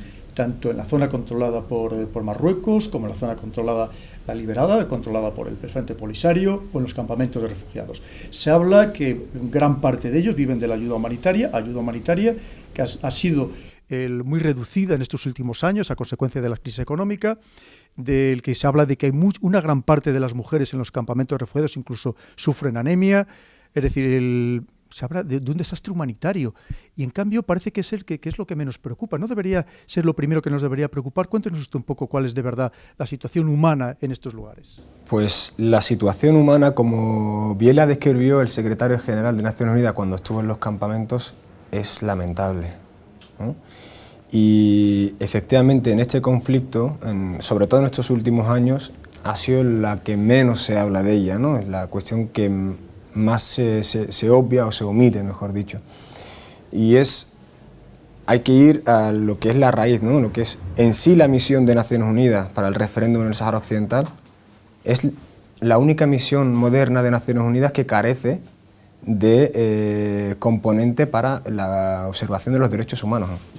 La cosa que ya pone muy de énfasis lo que es la intención de la sociedad internacional para velar por la situación de estas personas, ¿no? Porque al fin y al cabo hay un conflicto, una cuestión de descolonización, hay una ocupación, lo que pueda haber, hubo una guerra, etcétera, etcétera, pero hay personas al fin y al cabo, con sus aspiraciones y demás, ¿no? Entonces no hay una misión que tenga la función de observar los derechos humanos en el territorio, ni en las zonas ocupadas, ni en las zonas liberadas, ni en los campamentos. Bien. Las misiones de asociaciones o de organizaciones privadas, ¿no? Que van tanto a campamentos como a las zonas ocupadas, lo que es a los campamentos, al menos hasta donde he podido leer de distintos informes, ¿no? De Human Rights de Amnistía y de otras tantas, se resaltan algunas violaciones de derechos humanos, como ocurre en todo el mundo, pero también es cierto que avalan también la voluntad de las autoridades en el sentido de facilitar, ¿no? Y esas violaciones de derechos humanos se refieren sobre todo a unas cuestiones económicas, ¿no? Lo que es el acceso a un trabajo, porque evidentemente en un campamento de refugiados es imposible, ¿no? A no ser que puedas vender algo que puedas tener, o una economía de trueque. En las zonas ocupadas, yo personalmente la he vivido en calidad de observador internacional, he ido a la zona ocupada, he ido a la Yun, y lo primero que me encuentro a la entrada, o sea, en el aeropuerto, en la aduana, es con que soy retenido durante 45 minutos junto a otras dos compañeras observadoras, abogadas españolas también, que venían conmigo, y sometida a un interrogatorio camuflado, ¿no? Cuestiones que te preguntan que en ninguna aduana del mundo te podrían preguntar, como es cómo se llama tu madre, que ya me dirás que le puede importar a un policía de aduana cómo se puede llamar a mi madre o no dejar de llamar, o de qué tribu soy, ¿no? Evidentemente no tenía por qué responderles y bastaba con mis datos en el pasaporte como para poder pasar o no, me permitían el paso o no. Eso ya siendo autorizado por el Consejo General de la Abogacía Española como, o sea, acreditado, ¿no? Para poder acceder. Y después en otra segunda misión que fue ya en Marruecos, viendo también para acudir a un juicio contra presos políticos saharauis, fue en la zona, en Agadir, en el tribunal de Agadir. Estando ahí, justo el día que me marcho, mi hermano pequeño, que es también de los campamentos, pero se encontraba de visita familiar en el Ayun, a bastantes kilómetros más al sur, en el Sáhara Occidental, la zona ocupada, fue secuestrado como consecuencia de mi presencia ahí y desapareció durante 2 días, 2 días en el que la familia, nadie supimos nada de él hasta que finalmente, por presión mediática, por no sé qué razones, qué elementos son los que jugaron ahí, que fue expulsado a través de la frontera con Mauritania, ¿no? Para hacerte una idea de lo que es la situación en las zonas ocupadas, ¿no? Presos que se encuentran en situaciones, en unas condiciones infrahumanas, jóvenes o estudiantes que se encuentran en huelga de hambre porque están presos, están en celdas con presos comunes y que reclaman su derecho, ¿no? Reclaman al menos estar separados en una celda, aislados del resto de presos comunes porque no son delincuentes.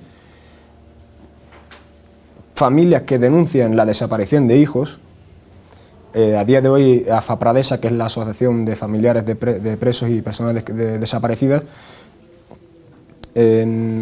estima más de 650 personas desaparecidas desde que se inicia el conflicto. O sea, hablamos de muchísimas personas y que no sabe de su paradero. Entonces, algunas de ellas Marruecos ha reconocido su desaparición, en su mayoría no. Se ha intentado por parte de Marruecos paliarlo con una indemnización económica que, sin entrar en el fondo de por qué esta persona no está, qué ha pasado con su cuerpo, dónde se encuentra, qué es lo que ha ocurrido, nada, simplemente ha desaparecido, efectivamente, era una época de guerra y ya está. Pero es lo que a día de hoy se está investigando en la Audiencia Nacional, la querella por genocidio en el Sáhara Occidental, ¿no? Lo que es la época del conflicto. Y en los campamentos, pues lo que resaltaba antes, la cuestión de ayuda humanitaria cada vez más reducida y una situación de desesperación, de una sobrepoblación, ¿no? Superpoblación de jóvenes formados con titulación universitaria y que se encuentran en la frustración de no poder desarrollar para lo que se han ido formando durante tantos años. Chema, nos acaba de contar algo muy interesante Sidi sobre los problemas humanitarios, sobre los problemas de la ayuda que está llegando escasa ya a estos campos de refugiados, pero también hay quien cree que el Frente Polisario o algunas tribus o algunos señores de algunas tribus se están aprovechando de esta ayuda humanitaria, que impiden que llegue en su totalidad a la población, que luego la revenden. ¿Cree usted que esto es posible o esto en realidad sucede en todos los escenarios? ¿Es algo tradicional? Bueno, que se produzca en otros escenarios es evidente y se ha producido, ¿no? En relación con la ayuda que se dirige a los campamentos, ha habido algunos episodios puntuales, al menos que hayan sido verificados por la Unión Europea. Puntuales, no se puede hablar de un desfalco generalizado de la ayuda humanitaria y tal. Sí que ha existido algunos episodios de contrabando de alguna de esas ayudas. Yo he estado en un mercado en Mauritania donde he estado viendo personalmente, no es que me lo han comentado, he estado viendo esa ayuda humanitaria vendida en el mercado, pero eso no es el conjunto de la ayuda humanitaria, que es bastante más importante que lo que va a un mercado. O sea, denunciar esas situaciones es lo que hay que hacer, pero considerar que toda la ayuda humanitaria claro, sería injusto también. Claro. Hay un informe del año pasado que salió a la luz el año pasado, pero que se remonta hace unos años, de la OLAF, que es la Oficina Antifraude de la Comisión Europea, que demostraba, en fin, aunque habían tachado los nombres en la versión que se distribuyó finalmente a la prensa, que demostraba que tanto responsables argelinos como responsables saharauis pues habían apropiado de una parte de la ayuda humanitaria enviada fundamentalmente por ECHO, que es la agencia de ayuda humanitaria de la Comisión Europea, y ese informe fue debatido en un momento dado en el Parlamento Europeo. Y yo recuerdo otro informe mucho más antiguo de Cruz Roja Española también, que había dado un dinero para la compra de rebaños de camellos, y ese dinero, pues cuando fueron a ver con un veterinario, etcétera, cómo estaban esos camellos, les enseñaron otro rebaño de que tenían ahí en la zona de Tinduf desde hace muchos años, y que no eran camellos nuevos, eran camellos antiguos. Bueno, hay episodios de estas características puntuales, aunque en los mercados de Mauritania se encuentra con frecuencia camiones. Yo no lo he visto, pero sí he visto en algún mercado de Mauritania, además productos con el sello europeo de la ayuda humanitaria, que acaban siendo revendidos. Lo lamentable, preguntabas por la situación humanitaria, a mí lo más lamentable, ¿no? Resulta insultante, ¿no? Cuando ves que la ayuda que se está traficando o haciendo contrabando con ella en un mercado, en Nuadhibou o en cualquier otro sitio, esa ayuda, por ejemplo, es alimento para niños, ¿no? Con el sello de la Unión Europea. Eso te resulta especialmente doloroso, ¿no? Porque hay que ser conscientes de que la realidad de los seres humanos que viven en aquellos campamentos es muy dura, es muy dura. Es muy dura esa realidad, y es muy dura la realidad de las familias separadas. Antes hablábamos, ¿no? Preguntaba así, ¿no? Si se mantenían los programas de visita, ¿no? Y que están desgraciadamente suspendidos. Y ese es el componente humano, y es el componente más importante de este diferendo. Claro. La guerra, las víctimas y esos seres humanos que sufren a diario la incapacidad de la comunidad internacional de operar para buscar una solución eficaz de una vez por todas, después de casi medio siglo. Que se dice pronto. Pues esto es lo que nos comentaba Beatriz precisamente sobre la situación de los refugiados, sobre la situación humanitaria. Bueno, Pedro, yo quería decirte que para Marruecos no es ninguna recolonización, porque no hay nada que colonizar, evidentemente. Su territorio forma parte de su soberanía nacional, con lo cual las familias marroquíes que se instalan en el Aaiún, en Dakhla o en Esmara, forman parte de su territorio nacional y claro, los niveles de natalidad dentro de la población marroquí en las provincias del sur es muy alta. Entonces yo creo que de aquí a los próximos 20 años pues veremos cada vez más mestizaje en ese sentido, ¿no? Incluso a lo mejor la población marroquí podría superar a la población saharaui. En este sentido sí también me gustaría decir que creo que hay que trabajar mucho desde aquí sobre el futuro de la conciliación entre saharauis y marroquíes, que son dos identidades dentro de una misma nación, porque aunque yo hable de saharauis y marroquíes, siempre me estaré refiriendo a que forman parte de una misma población o forman parte de una misma nación dentro de esa diversidad identitaria que representa este país, ¿no? Que en ese sentido es muy rico y que se parece a nuestro país, a la propia España, ¿no? Dicho esto, una cosa es la población saharaui instalada en las provincias del sur, en la que permanece en el territorio del Sahara, y otra es la población saharaui, como explicas, que se sitúa todavía en el exilio desde hace más de 40 años. Desde hace más de 40 años porque las posiciones, como sabéis, están anquilosadas y estamos ante un callejón sin salida. A mí me parece realmente lamentable que en el siglo XXI tengamos todavía a miles de saharauis viviendo en unos campamentos de refugiados. Yo creo sinceramente que se podría, si la cuestión es un problema humanitario, podríamos ser solidarios en Europa y acogerlos en nuestros hogares, en nuestro suelo, e impedir que esas familias continúen viviendo bajo el umbral de la pobreza y en unas condiciones infrahumanas, bajo las jaimas, como explicabas tú, Pedro, situaciones de alarma por la anemia que están sufriendo muchas mujeres, entre otras muchas enfermedades que se producen por el propio territorio, el suelo donde están, ¿no? Que es un territorio desértico, inhóspito, etcétera. Con lo cual, si el problema es humanitario, se podría resolver. Desde otro punto de vista, no enviando ayuda humanitaria, que incluso es sospechosa porque, desgraciadamente, durante los últimos 40 años se ha criticado por parte de organizaciones humanitarias que ha habido un desvío de la ayuda humanitaria hacia individuos y que no ha ido realmente a su objetivo, que era las familias, ¿no? Las familias en general. Con lo cual, sinceramente, yo cuestiono mucho el tema de la ayuda humanitaria, de cómo se está gestionando por parte del movimiento del Frente Polisario, y el Frente Polisario tiene que hacer también una autocrítica importante. ¿Qué más os quería decir relativo a la cuestión de los saharauis en los campamentos de refugiados? Sí, hay otras cosas que están sucediendo y que nos están contando los medios de comunicación.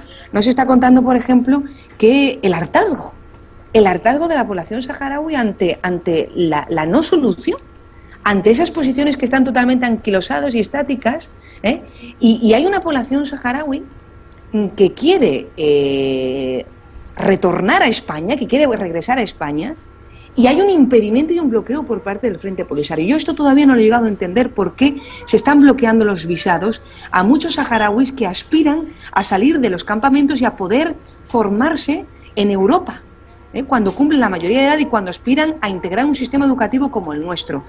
El Frente Polisario está poniendo palos en las ruedas en este sentido, y yo entiendo de la siguiente manera, es decir, lo entiendo porque si tú trabajas desde un proyecto de unidad, desde la causa saharaui, resulta que tu población está emigrando, pues evidentemente supone un problema para la defensa de tu propio proyecto, con lo cual hay una estrategia de que nazcan muchos niños saharauis en los territorios para mantener ese proyecto unido y evitar a los saharauis a buscar otras salidas en el exterior. Hemos visto actualmente que hay una crisis con España por el asunto de Maloma, como habréis oído mucho en los medios de comunicación. Eso sí que ha salido a la luz pública, una joven saharaui que no, con nacionalidad española, adoptada por una familia española, que no puede ir a España por impedimento del Frente Polisario. Eso yo creo que también hay que revisarlo, ¿no? En fin. Y también otra cuestión interesante es ver los brotes de indignación social que se produce en el seno del Frente Polisario, porque al final está trabajando pues como un partido único, que no se renueva. Las élites del Polisario son las mismas de hace 40 años. Los llamados decidores, como decimos aquí, son los mismos de hace 40 años. Entonces se busca también que haya pues mayores cotas de democracia o mayor democracia dentro del propio movimiento, porque no hay una renovación de la élite que actualmente gestiona los campamentos saharauis bajo el dominio de Argelia, porque ahí Argelia también juega un rol importante, ¿no? Pasamos con Ignacio, un gran experto en el tema. Luego voy con ustedes, sí. Vamos a hablar del aspecto internacional, que sé que usted lo conoce muy bien. Ahora mismo, ¿qué países están interesados en qué? Es decir, en que haya una independencia, en que haya una integración, aunque sea con esa fórmula tan sumamente descentralizada en Marruecos, especialmente el papel de Francia, de Estados Unidos, de una Rusia que se ha abstenido en la última resolución y que parece ser que no quiere tampoco intervenir en la cuestión, porque ya no es la época, evidentemente, de la Guerra Fría, en su momento, con la Unión Soviética. Y España lo vamos a mantener al margen, y más siendo usted militar, evidentemente no vamos a abordar la cuestión de España, pero sí un poco el contexto internacional, intereses de Argelia, de Mauritania, que nos cuente un poco la situación. Bueno, yo creo que ahora mismo, en líneas generales, el interés internacional es en que la situación se mantenga estable, de que no estalle ahí ningún tipo de conflicto, ¿no? Y más viendo el contexto en toda la zona del Sahel. Creo que eso es interés de todas las partes. Nadie tiene ningún interés en una nueva guerra árabe en el occidente de África, ¿no? En términos generales, ¿no? El segundo interés son ya los particulares de las potencias, ¿no? Por parte occidental ha habido un apoyo tradicional hacia Marruecos. Ese apoyo también se ha ampliado ahora hacia Argelia, porque Argelia está jugando un papel muy importante en la lucha contra el yihadismo terrorista, ¿sí? Luego también hay cierto interés en integrar a Argelia dentro de la ecuación de seguridad en el occidente de África, ¿no? Luego queda el papel también de Rusia, que efectivamente se ha abstenido en la última resolución del Consejo de Seguridad, aunque a mí me da la impresión que la estimación de muchos países de la zona, fundamentalmente Marruecos y quizá algunos otros, es que hubiera votado favorablemente, ¿no? Tampoco lo ha vetado, ¿no? Pero también hay que tener en cuenta que Rusia tiene compromisos importantes con el régimen o con el gobierno argelino tradicionales a lo largo de su historia desde la época de la independencia, y esos se mantienen, ¿no? Y estos son los elementos fundamentales de la ecuación de seguridad, ¿no? Y, bueno, ¿y cómo se resuelve esta ecuación de seguridad? ¿Cómo se resuelve de alguna manera que pueda ser, si no aceptable por todas las partes, por lo menos asumible, ¿no? Y yo creo que la clave del éxito, en mi opinión, es encontrar un campo de juego, un terreno de juego, una zona de intereses que sea asumido por todos, y dejando los problemas identitarios y de otras épocas de la descolonización, etcétera, para momentos posteriores, ¿no? Y yo creo que ahora mismo el interés fundamental, ese campo de juego de los intereses comunes que comparten todos los países de la zona y también las potencias internacionales, es el tema de la lucha contra el terrorismo yihadista. Y ahí todo el mundo está de acuerdo. Ignacio, ha habido dos países que han llamado la atención, que hayan votado en contra de esta resolución, que ha sido Venezuela y Uruguay. Quizá puede ser por aquello de que ellos votan siempre lo contrario de lo que vote Estados Unidos. No lo sé, ahora no lo va a explicar usted. Además, a usted sí le voy a preguntar sobre España. Tradicionalmente, ya desde hace muchos años, notables líderes diplomáticos, militares, políticos españoles de los medios de comunicación han sido muy pro-marroquíes. Incluso se habla de que la embajadora ha hecho unas grandes labores de zapa precisamente para atraer a estos grandes líderes españoles hacia sus postulados. ¿Cree usted que esto sigue siendo así, que hay una corriente que no parece coincidir con la de la población en general, que es más bien pro-saharaui, por parte de los líderes españoles? ¿O cómo ve usted esta situación? Bueno, primero, volviendo a la votación en el Consejo de Seguridad, no me ha sorprendido mucho el voto ni de Uruguay ni de Venezuela, entre otras cosas el de Venezuela, porque en fin, la Venezuela de Hugo Chávez pues trabó estrechas relaciones con el Frente Polisario, le manifestó su apoyo. Yo recuerdo haber leído los discursos, mandaba a su embajador en Argel a acreditarse en Rabuni, y le recuerdo haber leído discursos entusiastas hacia el independentismo saharaui de diversos embajadores de Venezuela acreditados en Argel que iban a Rabuni. Volviendo al tema de España, daría mucho de sí, pero yo creo que ha quedado muy claro, sobre todo a través de la magnífica filtración de Wikileaks. Digo magnífica porque yo disfruté muchísimo leyendo todos aquellos documentos que salían del Departamento de Estado. Ha quedado muy claro de que hace ya mucho tiempo que España, generalmente con la voz bajo cuerda, con discreción, etcétera, apoya la opción de la autonomía e incluso se ofreció para ayudar a la diplomacia española se ofreció para ayudar a Marruecos a redactar su propuesta de autonomía. Todo esto queda puesto de manifiesto, como decía, en los cables de Wikileaks, pero también tenemos declaraciones de algunos políticos importantes españoles que van en ese sentido. El que más lejos ha ido ha sido José Luis Rodríguez Zapatero, que fue lejos, pero no en la etapa reciente, que también, sino sobre todo cuando era presidente del gobierno, que también hizo declaraciones muy favorables a la autonomía. Fue, digamos, valiente comparado con otros que han venido después, que piensan lo mismo pero no se atreven a decirlo, y estoy pensando especialmente en el actual ministro de Asuntos Exteriores. Es decir, yo no he conseguido saber, aunque puedo sospechar cuál es, pero yo no he conseguido saber qué es lo que piensa el señor García Margallo de la decisión marroquí, por ejemplo, de expulsar a la MINURSO, ni cuál ha sido, en qué sentido, cómo se justifica el voto de España en el Consejo de Seguridad de Naciones Unidas, que se reunió a finales de abril para aprobar un nuevo mandato prorrogando la MINURSO. Es decir, yo creo que como ciudadano no tengo derecho a entrar en los secretos de Estado, pero sí tengo derecho a conocer los planteamientos del gobierno español sobre un asunto importante, porque es una antigua colonia española, e incluso la asesoría jurídica de Naciones Unidas considera que España sigue siendo la potencia administradora de ese territorio, aunque no puede ejercer la administración. Es un tema discutible. Pero en todo caso, me gustaría conocer cuál es la postura del gobierno español. Y yo sigo sin conocerla. He escuchado una vaga declaración una vez del señor Margallo diciendo que le gustaría que el mandato se prorrogara por un año, y eso es todo. Pero bien, ¿qué piensa de la expulsión de la MINURSO? No lo sabemos. No hay manera de saberlo. Y sé de diputados que han formulado preguntas, pero como esta era una legislatura típica en la que el gobierno consideraba que estaba en funciones y que no tenía que contestar a muchas cosas, esas preguntas no han obtenido respuesta. ¿Qué me cuenta usted de Francia? ¿Sigue con ese sueño de que toda la África Oriental sea francófona? ¿Cuál es el interés de que tenga ese apoyo absolutamente decidido a Marruecos?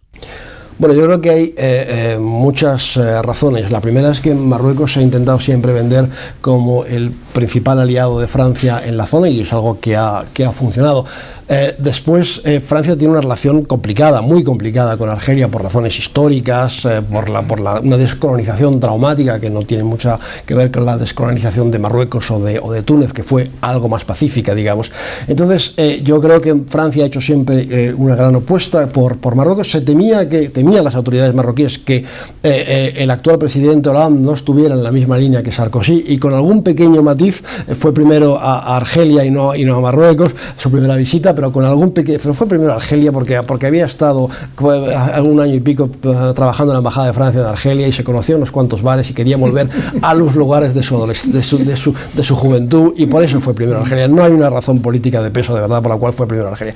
Y en el fondo el presidente Hollande sigue la misma línea que sus predecesores, como Sarkozy o como Chirac, de apoyo a Francia. Francia está convencida de que Marruecos es el país más estable del norte de África, y que hay que evitar a toda costa que se desestabilice, y que España comparte esas ideas, y que la estabilidad de Marruecos pasa ante todo por la estabilidad de la monarquía. Luego apoyemos a la monarquía alauita para que Marruecos siga siendo un país estable, y contemos por lo menos con algunas zonas de paz y de tranquilidad en el norte de África, ya que gran parte de la región está en plena ebullición. Pues esto es lo que nos contaba Beatriz precisamente sobre este contexto internacional. Marruecos sigue progresando en la línea de ganar nuevos socios estratégicos. Sigue trabajando por ganar nuevos socios estratégicos. En este sentido, hay dos socios estratégicos que son clásicos e indiscutibles por los intereses económicos y comerciales que existen. Esos dos socios estratégicos clásicos, como bien sabéis, son Estados Unidos, con el que se tiene un tratado de libre comercio muy importante, y también la Unión Europea. Es decir, esos socios son los que a Marruecos les interesa de manera notable, y evidentemente que el apoyo de Francia a las tesis marroquíes se debe principalmente a la gran presencia de empresas francesas en este país. Aquí hay mucho interés siempre desde el punto de vista económico, pero también ahora desde el punto de vista de la seguridad, porque Marruecos lo que está ofreciendo a sus socios europeos es precisamente garantizar la estabilidad y la seguridad de la llamada frontera del sur, frente a un enemigo común, que es el enemigo del terrorismo, y frente a otros riesgos, como puede ser el riesgo de la inmigración clandestina, ¿no? Entonces, Marruecos vende el asunto de la seguridad, y además es real, no deja de ser un gendarme en este país frente a los flujos migratorios, y un gendarme y un vigilante también de las células terroristas que son transversales y que funcionan en este país o pueden funcionar de manera simultánea en España. En este sentido, los intereses no solamente de Francia, sino de España y de Bélgica son económicos primordialmente, pero también evidentemente desde el punto de vista de la seguridad. En cuanto a Estados Unidos, lo estaba explicando anteriormente, socio estratégico precisamente por eso, ¿no? Por el tratado de libre, la relación de libre intercambio que existen. Entonces, luego en cuanto a otras posiciones que, digamos, no corresponden a las tesis anexionistas de Marruecos, como puede ser la de los países de América Latina, eso Marruecos lo tiene muy asumido. Marruecos tiene muy asumido que hay dos ideologías que no corresponden a Marruecos. Una es la de América Latina, que los países en este caso son defensores de una independencia, pero que ahí interviene la cuestión puramente ideológica, la ideología comunista, y la Unión Africana, que es el otro grano negro de Marruecos, la Unión Africana que reconoce la República Árabe Saharaui Democrática, y que hay muchos países de la Unión Africana que igualmente también defienden la independencia del territorio del Sahara. Esos son los dos granos negros de Marruecos, pero eso lo tiene muy asumido Marruecos y no le importa, porque a lo que Marruecos le importa es poder forjar y seguir labrando ese trabajo conjunto que está haciendo con Estados Unidos, con Europa y también, como explicaba antes, con otros socios nuevos que están surgiendo en los países del Golfo. Esto es fundamental, los países del Golfo, que son estados petrodólares que le interesa mucho a Marruecos para poder desarrollar el territorio del sur. Marruecos está convencido que dando desarrollo, creando empresas en las provincias del sur, como se llama aquí, es decir, en el Sáhara Occidental, se podría cooptar o ganar la simpatía de esa población saharaui que puede ser opositora. Y esto es cierto, en realidad os puedo garantizar que a la población saharaui lo que le interesa es techo, dignidad, es decir, la posibilidad de poder vivir en unas condiciones holgadas. Esto es lo que le interesa a la población saharaui. La población saharaui y la nueva generación está cada vez más alejada del conflicto y piensa en quiero vivir dignamente y quiero evidentemente que reconozcan mi identidad saharaui, que ahí también Marruecos tiene que seguir trabajando la construcción de la identidad saharaui. Y voy a pasar a usted, Sidi, ya con la última pregunta. Intentamos hacerlo lo más breve posible, por favor. ¿Cree usted que Sáhara Occidental tendría viabilidad como Estado independiente? Es decir, ¿tiene capacidad, estructura de Estado? ¿Tiene ahora mismo un gobierno en el exilio capaz de inmediatamente acudir para formar allí un gobierno sólido? ¿Tiene estructuras verdaderamente democráticas para consolidarse en un país democrático? ¿Tiene capacidad de organización de todo ese sistema que conlleva un Estado? Firmemente estoy convencido de que sí. De hecho, lleva 40 años como Estado. No lo reconoce la mayor parte de la sociedad internacional como Estado, pero sí es un Estado. Y a todos los efectos ejerce como Estado sus prerrogativas. O sea, tiene su ejército, tiene su población, tiene su territorio, incluso el Sáhara Occidental, la parte liberada, y por lo tanto ejerce su facultad como Estado. Son más de 80 países en el mundo que lo reconocen ese estatus y por lo tanto está ejerciendo como Estado. Dentro de lo que es la organización, se organiza con sus distintos ministerios, con sus distintas administraciones y funciona como tal. O sea, se puede extrapolar perfectamente a un territorio saharaui independiente, ¿vale? O sea, en ese sentido no es un condicionante. Después tenemos el precedente de Timor del Este, para ir un poco, para preparar ese territorio y a esa población a una condición de un Estado independiente. Timor del Este tuvo una administración temporal de Naciones Unidas, era Naciones Unidas la que la administraba temporalmente hasta que ya se convocó un referéndum, se formó a esa población y estuvo durante un tiempo funcionarios de Naciones Unidas formando a esos gobernantes para que pudiera crearse esa administración viable y factible. O sea, el problema del Sáhara es una cuestión de voluntad política por parte de Francia, España y algún que otro país más. De hecho, yo considero que la cuestión del Sáhara es la moneda de cambio entre la Unión Europea y Marruecos. Cuando Marruecos quiere perversionar a la Unión Europea, presiona con la cuestión del Sáhara y viceversa. O sea, también por parte de la Unión Europea, España particularmente y Francia, presionan a Marruecos con ciertas declaraciones sobre la cuestión del Sáhara. No hay más. Chema, ¿coincide usted con esa visión tan sumamente optimista? Pues no, yo creo que la idea de implantar un Estado como el que se preconizaba, ¿no?, hace 40 años, hoy sería básicamente imposible.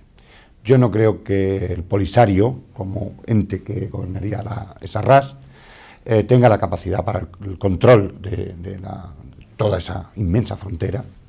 Creo que no dispondría de las estructuras necesarias hoy en día para actuar como Estado y desgraciadamente estaríamos abocados seguramente a un Estado necesariamente subvencionado, ayudado permanentemente y con unas altas dosis de debilidad que le podrían poner, subrayando la escasa estructura militar, de seguridad y demás que hoy puede observarse, le pondría a los pies de los caballos del espectro criminal, del crimen organizado, terrorista y tal que hay en la zona, que no estoy vinculándolo al Polisario, sino que sería fácilmente penetrado por ese espectro y que se generaría un espacio de inseguridad para los propios saharauis, por supuesto, para Marruecos y para Argelia. Yo la última vez que estuve hablando con un coronel mayor argelino me reconocía que esa situación era esa, ¿no? Es decir, no existe en estos momentos posibilidad viable de la existencia de un Estado como tal en el Sáhara Occidental en manos del Frente Polisario o de la RAS, el Frente Polisario como expresión de la misma. Estaríamos ante un Estado absolutamente débil, que se mostraría poroso ante este fenómeno de la inseguridad y que generaría un entorno de inestabilidad en el área que afectaría sin lugar a dudas a la seguridad de Europa. Pues esto es precisamente sobre la viabilidad de un hipotético Estado saharaui independiente lo que nos comentaba Beatriz. Pues evidentemente que no, porque precisamente lo que está demostrando en Marruecos a través de la militarización de sus fronteras es crear ese muro de contención frente a las mafias del narcotráfico que atraviesan toda la región del Sahel y que difícilmente tienen espacio en este país, porque Marruecos en ese sentido no podemos discutir la protección de sus fronteras desde norte hasta sur, a través de todo su aparato que tiene militar y de otros cuerpos y fuerzas de la seguridad. Igualmente también está controlando los flujos migratorios hacia España, y ahí es que es importante destacar qué es lo que ocurriría con un Frente Polisario gestionando un territorio. Si tiene dificultades el Frente Polisario, este movimiento, en los últimos 40 años de gestionar la ayuda humanitaria, entre otras cosas, de verdad que se cuestiona y se pone en duda cuál sería la capacidad de este movimiento de poder controlar sus propias fronteras, que son extremadamente sensibles por los vecinos que le rodean, extremadamente sensibles por lo que estoy explicando, por las mafias de contrabando y de narcotráfico, sin hablar del terrorismo y sin hablar tampoco de las mafias del tráfico de personas. Hay Marruecos está haciendo una labor importantísima y crucial, no solamente para la estabilidad del país magrebí, sino también para la estabilidad de toda Europa y más concretamente de España, que es el país vecino. Muy bien, pues fenomenal. ¿Quieres que te pregunte algo sobre Argelia o lo dejamos ya, Beatriz, como tú quieras? Sí, tengo una idea solamente, sí. Los intereses de Argelia son clarísimos, ¿no? Sí, pues lo apunto aquí y luego lo saco, dime. La ventana, es decir, hay dos ideas. Argelia se beneficiaría evidentemente de los recursos naturales que reporta el territorio del Sáhara si es independiente.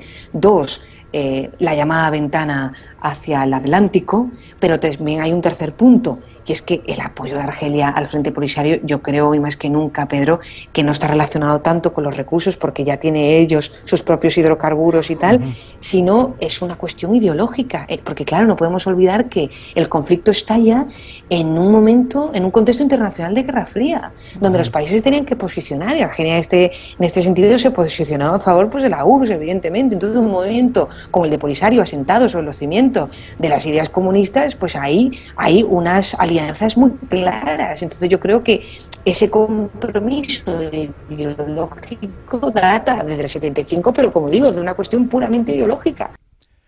Pues vamos a dar ya pie solamente a un minuto cada uno para que me cuenten un poco, saquemos la bola de cristal, cuál pensamos que puede ser el futuro inmediato, qué va a suceder con el Sáhara, con la misión MINURSO, con las reivindicaciones de Marruecos, con el apoyo internacional. En un minuto a ver si somos capaces de resumirlo, por favor. En un minuto. Bueno, sobre el futuro inmediato creo que lo vamos a ver pronto, porque en 3 meses el secretario general tiene que presentar un informe a ver si se ha recuperado la pata civil de la misión de MINURSO, ¿no? Y se ha vuelto a recuperar la misión en su totalidad tal como estaba anteriormente, ¿no? Es decir, puede un escenario a corto plazo, si eso se consigue, volver a recongelar el conflicto, volver a una situación a tal como estaba hace unos meses, ¿no? Habida cuenta que, por ejemplo, incluso el presupuesto se ha prorrogado prácticamente igual, subido un poquito en 3 millones de dólares sobre el pasado, o sea, con cierta idea de continuidad. Y en el largo plazo, yo creo que la solución pasa por buscar lo que comentaba antes, una zona de intereses comunes y una mayor integración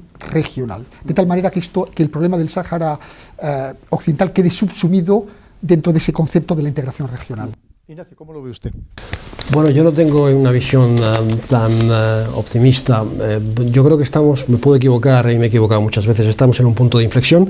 Creo que se ha agotado un procedimiento que empezó en 1991 y que eso no significa que se vaya a volver a la guerra, pero eso significa que la tensión va a aumentar y que es posible que se produzcan incidentes armados por parte de algunos jóvenes saharauis que no quieran acatar las órdenes, por parte de unos grupos que deambulan en la zona, y eso nos puede colocar en una dinámica peligrosa. Por otra parte, veo a Argelia en una situación extraordinariamente complicada y no estoy muy seguro de que pueda controlar sus fronteras durante mucho tiempo. Argelia está en una grave crisis económica, entre otros factores, a causa de la caída de los hidrocarburos. Veo un panorama muy, muy complicado en todo el norte de África y más concretamente en el noroeste de África, que es donde está el Sáhara y donde está Marruecos.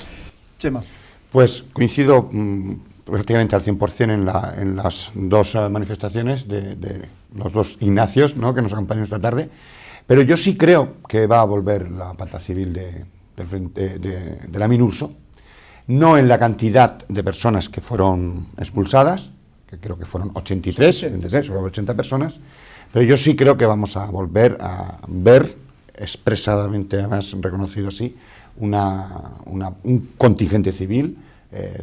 Calculo que incluso podrían ser hasta de 20 personas que podrían regresar, buscando una recongelación de la situación, pero subrayo una circunstancia que ha puesto de manifiesto Ignacio Zembrero, creo que muy acertadamente, y es que elementos descontrolados pueden inducir algunas acciones violentas, ¿no?, en el futuro. No digo a corto plazo, a largo no sabría expresar en qué momento, porque la frustración es grande, esto hay que reconocerlo. Y la frustración al final puede llevar aparejado el desarrollo de conductas indeseadas por todos, seguramente también por supuesto por el Frente Polisario, por Argelia y demás. Y esas conductas no son descartables. No obstante, vuelvo a lo que señalaba como novedad, y es que yo sí creo que va a volver una parte de esa pata civil de la MINURSO, no en la cantidad de las personas que había, pero volverán, y creo que en el plazo máximo de 2 meses. ¿Cómo lo ve usted? Sí, porque quizá existe una posición radicalizada por parte de algunos saharauis, pero también hay quien cree que también existe un gran hartazgo de esta situación y lo que buscan ya es que se estabilice de una vez por todas, casi de la fórmula que les sea más ventajosa desde el punto de vista social y económico. Desde luego en los campamentos, que es de donde yo me he criado y vivido prácticamente, la visión es completamente pro independencia. O sea, una solución fuera de esto no se contempla bajo ningún concepto, en lo que es en términos mayoritarios, por no decir absolutos. Que pueda volver el conflicto armado no es descartable. Y no va a ser, a mi juicio, por elementos descontrolados, sino por el propio Frente Polisario. Con más o con menos capacidad bélica, pero la vuelta a las armas será de manos del Frente Polisario, que es el que domina esa región y que muchas veces pensamos que, o viéndolo desde fuera, no tiene un cierto control sobre ese territorio y sobre esa población, y realmente el control que tiene es mucho más severo del que se pueda llegar a creer. También por parte del Consejo de Seguridad creo que, aunque en estos meses hay una actitud muy titubeante, creo que al final acabará posicionándose con la imposición de esa misión y de ese personal civil sobre el territorio. Más que nada porque, primero, no puede permitirse crear un precedente internacional con lo peligroso que ello conllevaría para lo que es el resto de misiones que hay desplegado en el resto del mundo, y segundo, no puede permitir tampoco o posicionarse muy a favor de Marruecos en el control o más bien darle el territorio a Marruecos, porque también es un precedente internacional peligroso. Véase Crimea, por ejemplo, en el caso de Rusia o de otros territorios que puedan ser ocupados por otro país, y por el lapso de un paso del tiempo, al final acaba siendo de ese país por la vía de los hechos. Eso crea un precedente muy peligroso en lo que es en el derecho internacional. Muy bien. Pues Sidi, Chema, Ignacio, muchísimas gracias, y a todos ustedes, como siempre, también por seguirnos, en este caso por este tema, como ven, tan controvertido, como les decía al principio, tan sumamente sensible, en el que, por supuesto, lo que deseamos es que se encuentre la mejor de las soluciones para los saharauis, para que dejen de vivir en estas condiciones, para que dejen de sufrir después de tantos años, que creemos que ya se lo merecen. Muchísimas gracias a todos ustedes por seguirnos, y hasta el próximo programa.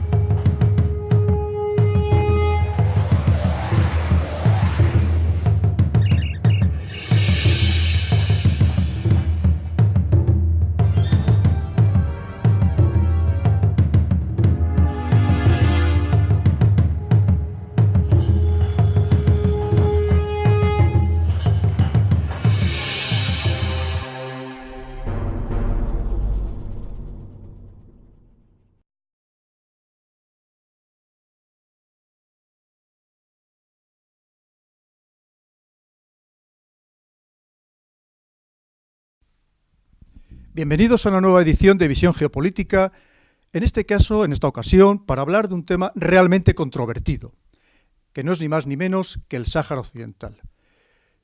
Hemos, como saben ustedes, realizado programas muy difíciles, también muy controvertidos, pero en ningún caso nos hemos encontrado con las dificultades, como le hemos tenido en este caso, para realizar este programa, por muchas circunstancias, cosas que además nos ha parecido muy llamativas, e incluso que nos hayan llegado a desaconsejar desde distintas instancias el que llegáramos a realizar, como digo, este programa, y por eso pensamos que es muy interesante que todos ustedes se informen, como siempre, con los mejores especialistas, con los mejores expertos, y sobre todo pensando en encontrar una solución para ese pueblo saharaui que encuentre por fin su destino, su futuro, y que sea, por supuesto, el mejor posible.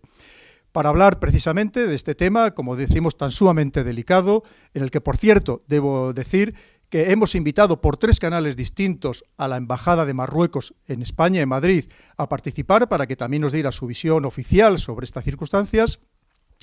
Y por el motivo que sea, pues no han podido venir, han dicho que no tenían ningún personal especializado o disponible para el evento, y por lo tanto pues no podemos contar con ellos, lo cual no deja de ser algo lamentable. Y vamos a comenzar presentando al coronel que ya conocen ustedes de otros programas, Ignacio Fuentecobo, actualmente destinado en el Instituto Español de Estudios Estratégicos. Ignacio, bienvenido. Gracias. También tenemos con nosotros de una periodista española, Beatriz Mesa, que vive en Marruecos, que se recorre Marruecos de punta a punta, también los campos de refugiados de los saharauis, también el Sáhara Occidental, y cuya opinión también es muy importante conocerla, como digo, de una persona que vive allí, vive la realidad del día a día. Esta periodista, grandísima periodista Beatriz Mesa, en la cual iremos intercalando sus opiniones a medida que vayan hablando nuestros invitados. Pues pasamos ya sin más dilación a comenzar con el programa. La primera pregunta, además, se la voy a realizar a Sidi.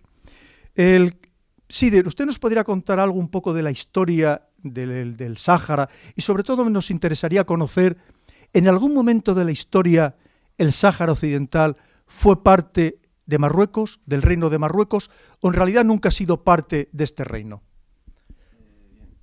Lo que es el Sáhara Occidental, como lo conocemos hoy día, ¿no? El territorio en sí, que es el Saki al-Hamra y Río de Oro, las dos regiones que componen el actual Sáhara Occidental, era una región mucho más amplia en la que habitaban tribus de origen árabe y mezcladas con otras etnias, ¿no? Que eran del norte de África. En sí, una relación directa con Marruecos, con lo que es la monarquía de Marruecos, no ha tenido propiamente el territorio. Marruecos utiliza la teoría del Gran Marruecos, que incluye parte de Argelia, Sáhara Occidental, Mauritania y parte de Mali, ¿no? Basándose en una expedición que se hizo en el 1700, creo que es, hacia Tombuctú, hacia la ciudad de Tombuctú en Mali, y todo lo que quedaba hacia el mar, desde esa línea, ¿no? Que atraviesa esa expedición, lo consideran como parte suya y como parte del Gran Marruecos, ¿no? Pero realmente no hay un fundamento jurídico para decir que ese territorio formará parte de Marruecos, y de hecho el 15 de septiembre, desde el 15 de octubre de 1975, la resolución de lo que es la resolución consultiva, el dictamen consultivo, perdón, del Tribunal Internacional de Justicia, lo que viene a resaltar es la carencia de vínculos de soberanía entre el Reino de Marruecos y el Sáhara Occidental, e de lo mismo con el complejo mauritano, ¿no? Que no hay una relación. Al margen de la consideración como él señalaba, religiosa, de la consideración del rey de Marruecos como Emir al-Muminin, claro, cuando uno lee el dictamen consultivo del TIJ, ¿no? Da la sensación de que va a dirigirse, ¿no? Hacia una resolución donde podría introducirse la marroquinidad del Sáhara, cuando en realidad al final la conclusión es que confirma la resolución de Naciones Unidas de la Asamblea General en sentido contrario. Claro, yo me pregunto, y ahí es donde yo introduzco ese matiz, ¿no? Aparte de reconocer, como se viene a reconocer en el propio dictamen, la relación de algunas de las tribus, yo lo que me pregunto es si no se aplicó un concepto de Estado con una mirada eurocéntrica respecto de cómo tenía que ser un Estado en el continente africano. Yo creo que operó esa mirada eurocéntrica a la hora de resolver la parte dispositiva del dictamen del TIJ. Es una opinión evidentemente personal. Por lo demás, coincido con él, ¿no? No es las tribus de saharauis no se conforman como un todo homogéneo. Sin lugar a dudas habrá diferencias con la cuestión de Marruecos, pero las tribus saharauis no son un todo homogéneo, es un todo complejo. Son tribus vinculadas a oficios incluso, ¿no? Por lo tanto, en mi opinión, hay que dirigir una mirada un poco más compleja respecto de esta cuestión. En mi opinión, la autoritas estatal sí se manifestaba en aquella época en relación a, por ejemplo, resolver cuestiones de enfrentamientos, el nombramiento de autoridades administrativas y demás. Y en ese sentido, desde mi punto de vista, sí que se habría ejercido el papel propio de un Estado. Sin perjuicio de lo que dictaminó, por supuesto, el TIJ, en el sentido de no reconocer esas relaciones como suficientes para considerarlas unas relaciones jurídicas de Estado. Esa es mi opinión. Por favor, sí, me gustaría ampliar una cuestión, y es,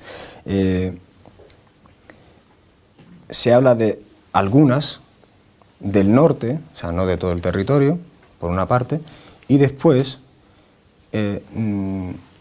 discrepo en que no había walis. O sea, sí que es verdad que se podía nombrar algunos jeques, ¿no? Algunos jefes de tribales de algunas tribus, que no.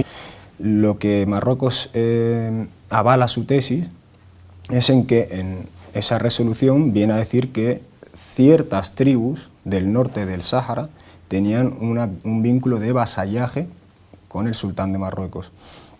Pero no hay que olvidar que lo que es la sociedad saharaui, que es en origen eminentemente tribal, se dividía en distintos tipos de tribus, y algunas de esas tribus son los Shorfa o los santos, ¿no?, por así decirlo, que comparten una ascendencia común, ¿no?, con también la tribu del sultán de Marruecos, que es la descendencia directa del profeta. Y después había otras tribus que eran mezcladas o menos puras, hablando mal y pronto, ¿no?, para que nos entendamos, que rendían una cierta pleitesía tanto a esas tribus que son Shorfas, que son del Sáhara, como al sultán de Marruecos, que también lo entienden como una persona santa.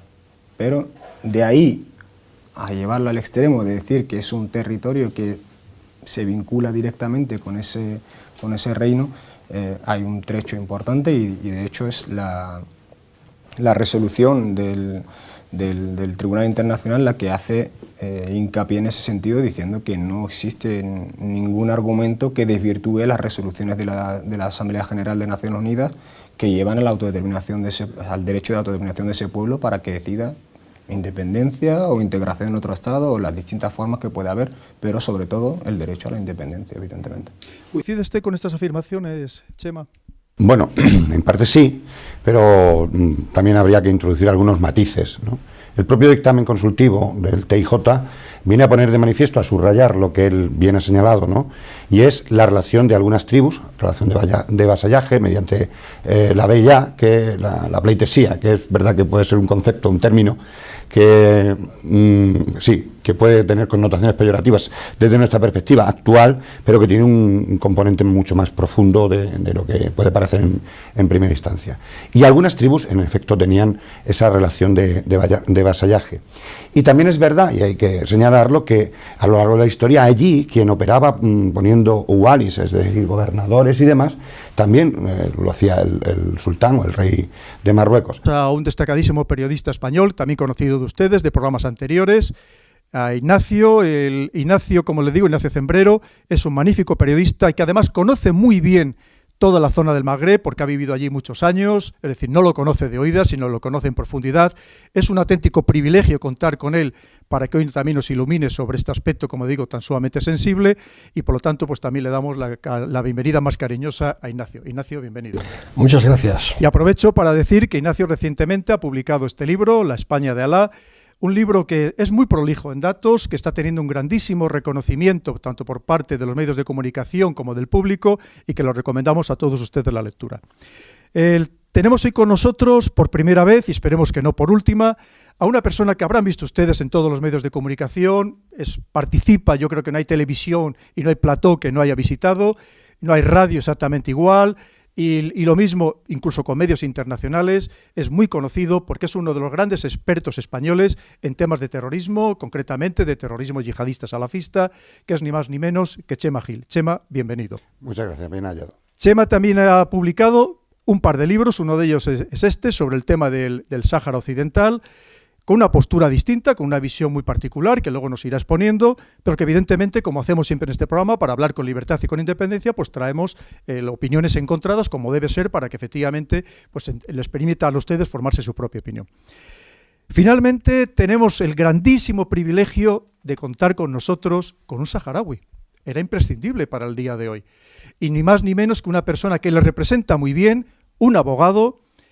Ya casi le podíamos considerar también español, porque de hecho fue acogido en los años 90 por una familia española y desde entonces pues ya vive con nosotros, y actualmente es el presidente de la Asociación Profesional de Abogados Saharauis, que defiende los derechos humanos, los derechos también incluso sociales, económicos de los saharauis, y como digo, su opinión va a ser absolutamente fundamental para conocer de verdad cuáles son las vicisitudes de este pueblo saharaui. Es Sidi, dígale usted, por favor, el apellido. Talebuya, pronunciarlo, perdón. El Sidi, como les digo, es un grandísimo privilegio el tenerla aquí con nosotros, y Sidi, sinceramente, de todo corazón, le doy la bienvenida. Muchas gracias, bien hallado. También contamos con la participación en diferido